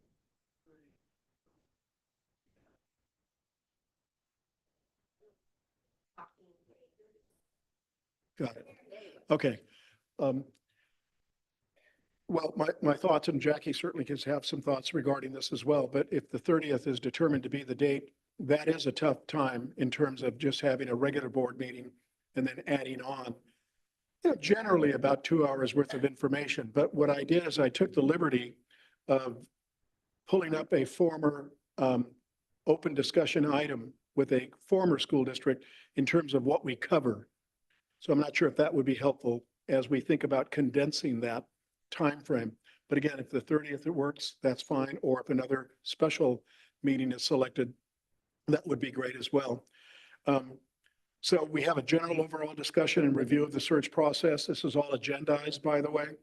We select the designated liaisons from the board. We confirm that the executive assistant has received all the guidelines and templates from our administrative staff. We receive all of your board email addresses and cell numbers accordingly. We discuss the stakeholder groups that you would like us to get input from.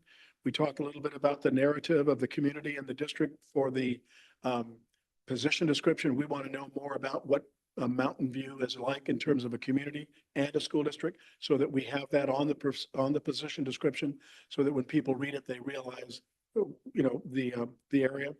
We will talk about a salary range as well. When the online survey should go out, what specific languages, adopting a final timeline with everyone. The AXA publication we have found through EdCal is the best way to advertise this opportunity. We affirm all the stakeholder input sessions. We try to clarify what closed session dates might be coming up in the immediate future. We go even so far as to talk about when it would be appropriate to have those interviews, again, going back to the timeline, as well as the venue. Is it the district office, a local Marriott, whatever the case might be? We'll ask you whether or not you'd like to have a validation visit. So there's a litany of things that take place, and particularly when we would be requiring us to have your approval on questions that we would be generating and so on. So that's why typically it takes about a couple of hours. However, we would go into about a closed session to talk more about internal candidates and other thoughts. You may well have a neighboring school district superintendent that you'd like us to knock on their door. So, but Jackie, that's the template for. Yeah, and actually, I have to tell you that it doesn't really take 2.5 hours. We have this template. We'll send it out to you ahead of time. Well, we'll send it out to your executive assistant. It's logistics, okay? If you have your calendars with you, 90% of it is deciding on the timeline for the search. When is everybody available for the candidate selection? The review of the applications. When can we do the actual interviews? And then when we nail those things down, then we do, kind of backfill from there. We generally suggest when we can do the stakeholder input, we give you dates that are available for us to be here. We suggest when we feel that the survey should go out to give us enough time to get the input put together, aggregated, and brought back to you. So a lot of it is just the logistics, and just depending on how difficult it is to get your schedules in sync. That's what sometimes takes the time, is I can't make it this day, I can't make it that day. And then we go into closed session, and in closed session, we ask you about, do you have an internal candidate? And when we talk about that, and then we also ask you, as David said, if there's any other people you'd like us to especially reach out to that you've heard good things about. But I think we can truncate it. I mean, I don't think it's going to take 2.5 hours. I agree. What, is it possible for you to get a survey of or some proposed dates? Yes. And I'll sort of, okay, here's our recommendation, and then dates and everything, and then get it to you, and then you sort of respond, no, I can't do that. Yes, I can do that. And then it may all just sync up, right? And actually, if you look in your proposal, we have a suggested timeline of those dates. So if you folks could look at those dates in your calendar and see if those proposed dates work, that'd be great. And if they don't, maybe, you can let us know which ones won't work and if there's an alternate date you could suggest. All right, why don't you give that information individually to me and Nancy, and we'll compile that. And if you've got sort of a template of here's the kind of groups we need to meet with, and this is the day we'd like to do it, all that stuff. Yes. We can just sort of put the whole thing together, and maybe it goes from there. I'm also wondering if the board has any questions about the contract that came up when you read it, that we should discuss with. If there aren't any questions, and that's your standard contract, and then it's pretty easy to do that on the 30th. I do think getting that piece done, showing the community that we're moving forward, would have a good next step. Start early on. I think early on in the process, it might be a good idea to have a study session.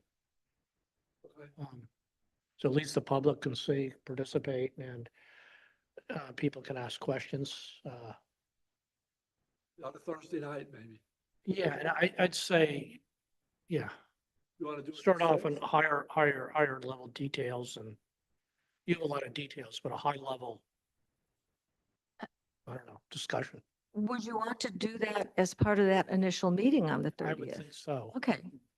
On the 30th. Not a No, on the 6th or something? special meeting, right? Or on like the 6th. Yes, You're gonna have all your. not at the board meeting, right? Well, I was gonna, I mean, I don't know if this, so the 31st, I'm going down for the Board of Directors meeting for CSBA, and I'm gone that weekend, but I don't know if people are around the 28th or 29th, if that's at all feasible. If we were to do a special meeting, Yeah. that's the Tuesday or Wednesday before our meeting next week. I would only add that, if I may, the AXA Superintendent Symposium taking place beginning on the 27th Monday Oh, through the 30th, and in some cases, the 31st, that Friday. You want to be there, yeah. Yeah, so Yeah. really it is critical that we begin to have those conversations and people will come up to us. I'm actually presenting how to get your next job. And so as people are reading the tea leaves are out there and trying to determine the factors that that are influencing them with respect to maybe obtaining another job. Yeah, so we need to sort of flesh out availability to figure out. I'd say we want a special meeting as soon as we can. well, and if we look at the 6th, do we know if future interim superintendent Bear is available then? He may be, but I don't think you need him. I mean, I don't know what you guys typically do, but it's often the case that the board president, the superintendent, either interim or, and I never, when I left San Mateo, for example, I was never involved in that process. Sort of, it's really a board thing. Yeah. Yeah. So if you do the 6th, each of you, then you should do the 6th. I'd prefer the third, fourth, or fifth over the 6th, but it's not the end of the world if we have to do the 6th. Yeah, if we're thinking about what would have been like are we talking about this kind of being like that broader conversation about constituent groups and things like that? I mean, if I'd like to be able to stick as close as possible to this timeline, which would kick off the online survey that week. So I'd kind of rather not wait till the 6th. If we could do, I also selfishly, sometimes when it's always Thursday, it gets harder. But so in that way, for me personally, doing like even the Monday, the 3rd, and because I know, I mean, next week seems like it kind of doesn't actually work as well. Because people, you guys need to be at a conference, and then there's the board meeting or the CSBA. So in that way, kind of the 3rd, but that's just kind of my personal selfish schedule thought is sometimes, Can I ask about what happened for the 30th? Is it just that there's not enough time? How long is that agenda? I'm looking at it right now. How long would you, be honest, Honestly, easy. If we give you the stakeholder groups ahead of time, you have the timeline, you'll bring your calendars, have in your mind's eye theoretically maybe what you would like to tell us about other candidates you'd like us to reach out for. If you have all of that, and I can send you, a document to remind you of these things, it shouldn't take longer than an hour and a half. Don't you think? Yeah. okay, and you make that the last item of the night though, like 8:30. Unless you want to make it early and come early. But there's a regular board meeting that's happening that night. And what time does it start? It starts at 7. Could you go, No, could you do an it starts hour? at 6, right? Right, so you could be on at 8. Yeah, we could be on a date or earlier, I don't think whatever's this easiest. agenda looks that. Okay. what time do you have closed session starting on that agenda? 'Cause we've been doing that early. For 5 o'clock, What do you have at 5 o'clock? close. Closed session. Okay. Because one of my suggestions was going to be to have a special meeting from 5 to 6 and then get into your regular meeting. But that would interfere with your closed session. Yeah, I think it's got to be, this is the last agenda of the night. And do it at 8. Well, the only thing about that is I think there is a huge amount of community interest in this. I know we have other business to do. But I haven't seen what the agenda is because it would be released tomorrow. But in terms of community interest and community engagement, this seems like probably the most important thing we're going to talk about on the 30th. And I'd prefer to do it earlier in the evening when we're all at our best. Okay. It may go back to what Mr. Lambert said about that transparency aspect of things. Should you have it later in the evening, the optics of that might just be negative as compared to positive when you have that opportunity to have others engage or at least listen to what that process is.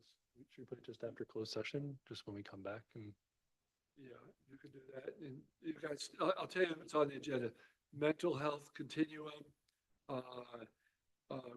works, or travel policy, out of town conference works, and then the one-time payment, and then the establishment of the committee. So the only thing I think it should go in front is maybe the mental health continuum, because that's sort of an academic piece.